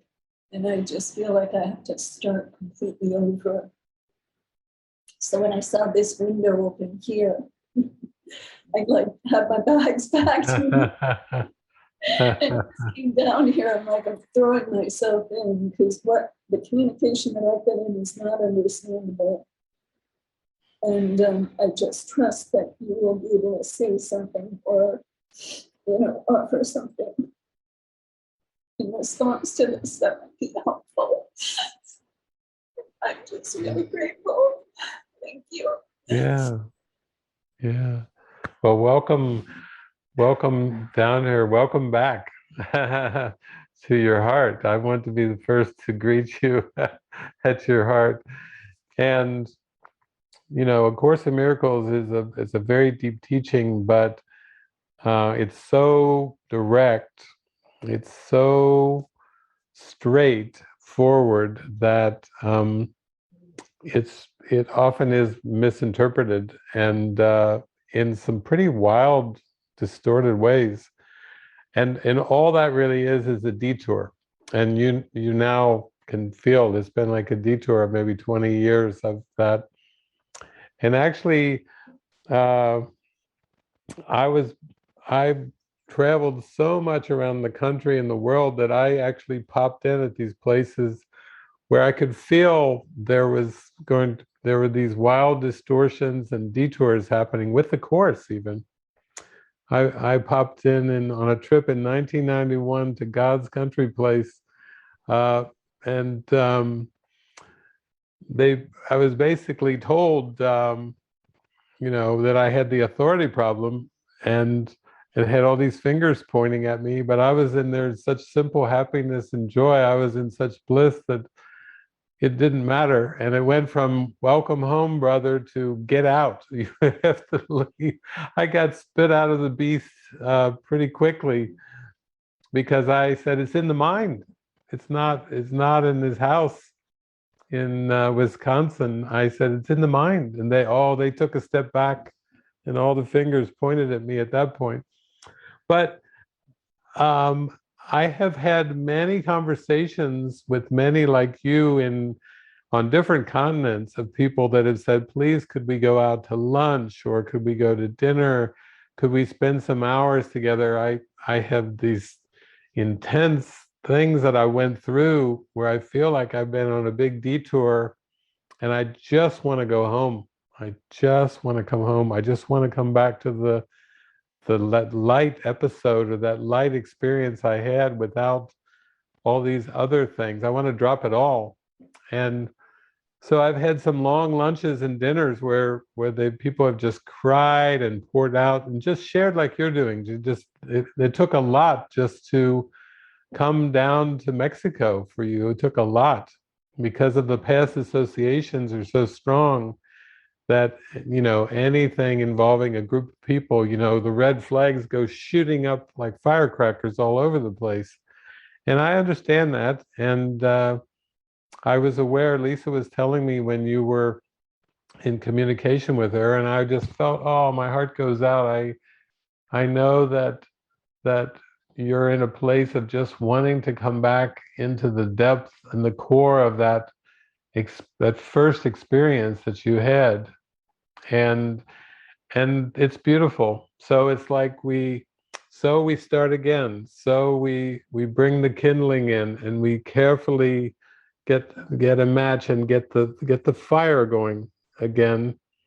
But this is a pathway that is not promoting a dependency on people, places, communities, anything of this world. It's within us.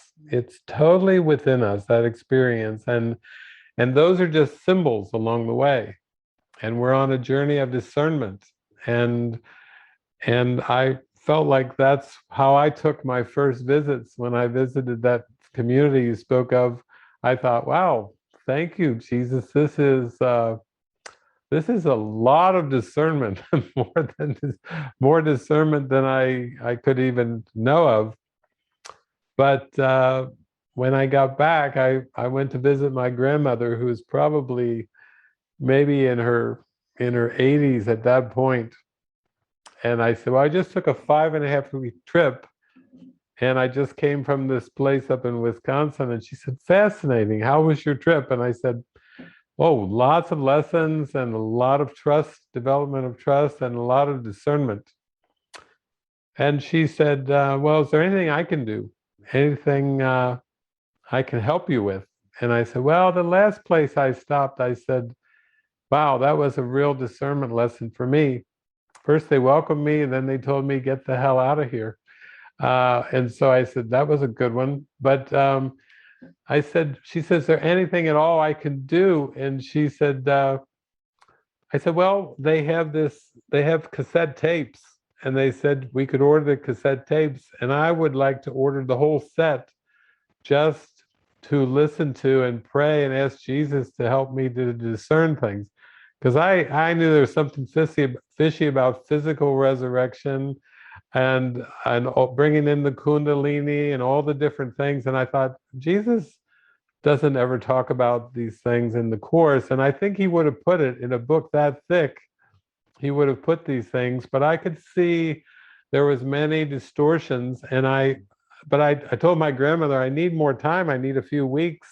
So maybe if she said, well, here's some money. You order all those tapes and you listen to them all, and you do what you need to do. So I spent a few weeks doing discernment, really discernment, like pausing the tape and asking Jesus, what's this? You know, and Jesus would tell me. So Jesus did a lot of instruction with me, and I did the same with Ken Wapnick's tapes, and I did the same with Tara Singh's tapes, and I met so many people. I traveled 6 continents and traveled all over the world, having Jesus show me what I needed to see and what I needed to hear. I wasn't going to get something. I was going to let him use it for discernment. So welcome, welcome. And I know this will be a happy journey of discernment. I know this is a place where you can ask any question. There's nothing off limits. There's nothing taboo. You can come at it from anything in your heart that really, it's the curiosity and the desire to know God, to know that love, and then everything will just unfold beautifully. And if there's something that sounds a little strange, then just say, wait, I need to ask a question about this. I want to understand more deeply.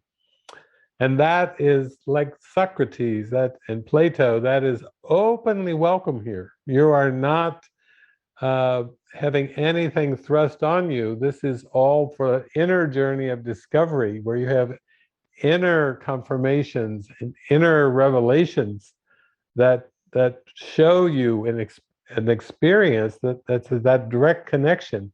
It's not a hand-me-down teaching. This is meant to be experiential, and that's why we're all here.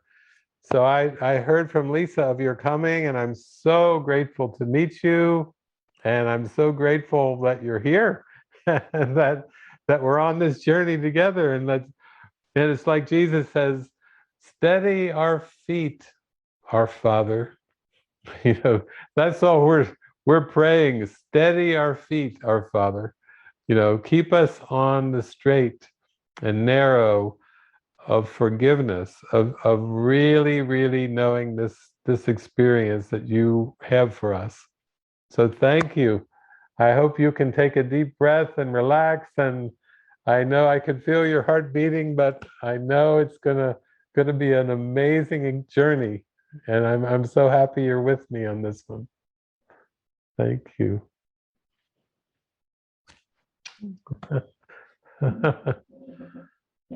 Oh.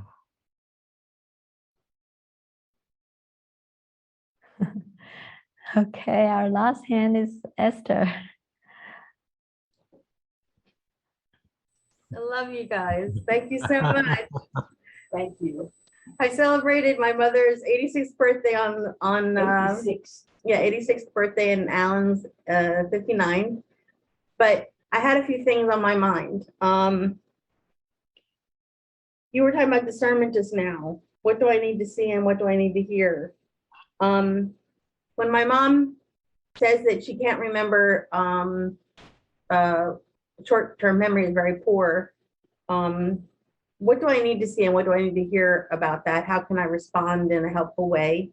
Not as God created me. I was working with a friend of mine, and she said that I was talking to her to uplift her out of a funk. And I said to her that one of the things I do is I think of a real thought like I am as God created me. And her block to that was that it was hard for her to accept that she wasn't in the body. And I was like, what is the discernment lesson for me here? I have pain in my body, possible need to get my uterus taken out. I have no idea what's going on with that.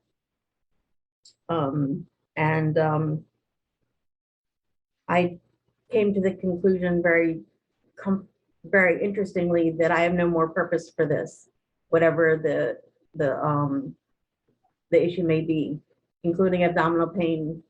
Just making the decision very calmly that I have no more purpose for this, and experiencing the pain, but not associating fear with it or wanting it to go away or anything like that. And I wanted to know if I'm on the right path with that.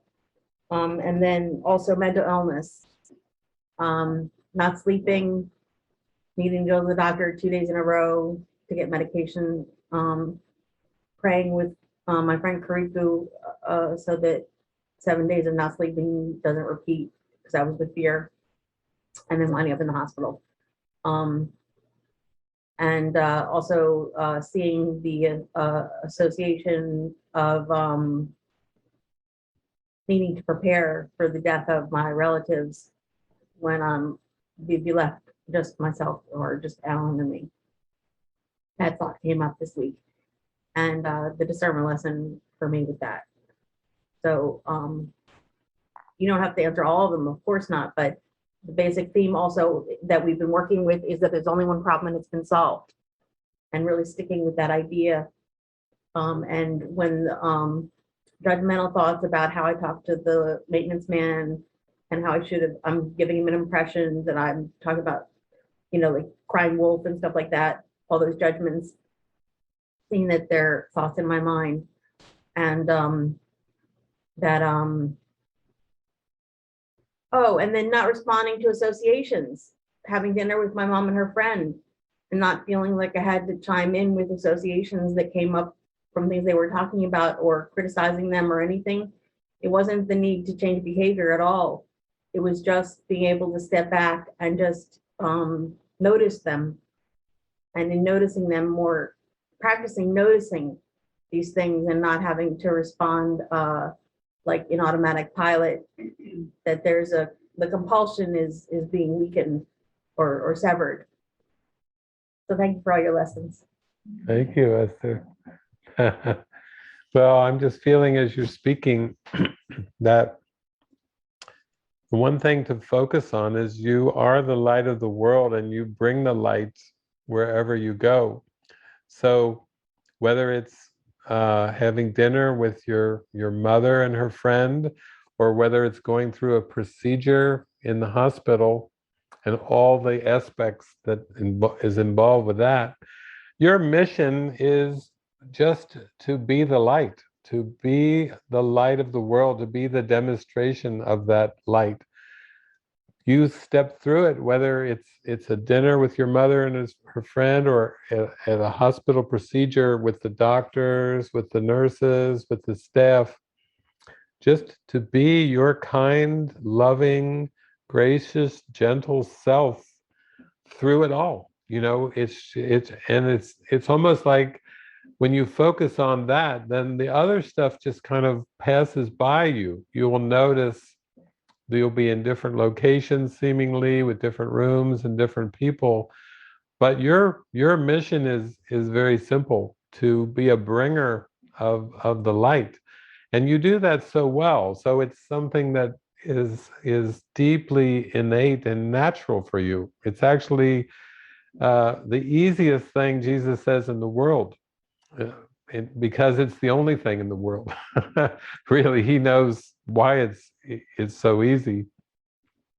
But I think that's the thing. And I know it's just thoughts from the past, doubt thoughts that are concerned about the procedure, or even about when your loved ones pass away and it's just you or you and Alan, what then? But that's really jumping ahead in the script.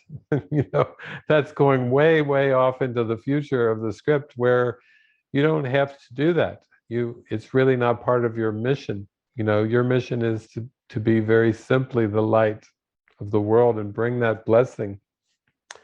So thank you for sharing all that, because that is really our lesson for all of us, to be the blessing right now, and to let that blessing extend through us, because it's the most natural thing to allow that blessing of God's love and light, that kindness, those little moments of kindness, to sprinkle and sparkle through us and around us with everything and everyone. And it's beautiful. And I see Paramahansa Yogananda with a beautiful smile right beside you. So you both go together very well. Paramahansa was beautiful for spreading that light too. What a precious light. And you are that light, Esther. You are that light. So thank you. Yeah. Thank you. Oh, well, Francis, thank you. And thank you to everyone. Wasn't that a beautiful A few hours, 3.5. That flew by in a blink. Yeah. That's so beautiful, and thank you everybody who raised the hand up and just pour your heart so transparently here. And it's such a blessing, and such a blessing to hear David, the spirit pouring out. It just feels so enriching. So yeah, thank you. And then tonight we have planned a concert, a 2-hour concert that's going to be by Eric and Zach. Together they have been rehearsing. So that's going to be really beautiful and vibrant. And tomorrow David will be back to lead the whole day movie. So yeah, that's going to be an amazing day. Yeah, and it's beautiful. Even if we just focus on the first theme for the movie tomorrow, we'll see what Jesus has got for us. But accepting I've been mistaken about everything. Wow. To be able to be taken into that experience brings such huge release, just opens our hearts wide open to a new perspective of everything. So yeah. So I know Francis will join me, and all of you join me in praying for the perfect movie to really take us into that experience. That's really all we want. We just want the direct experience. So thank you. Thank you.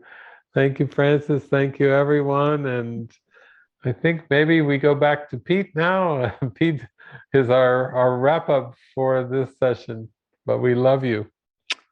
God bless you.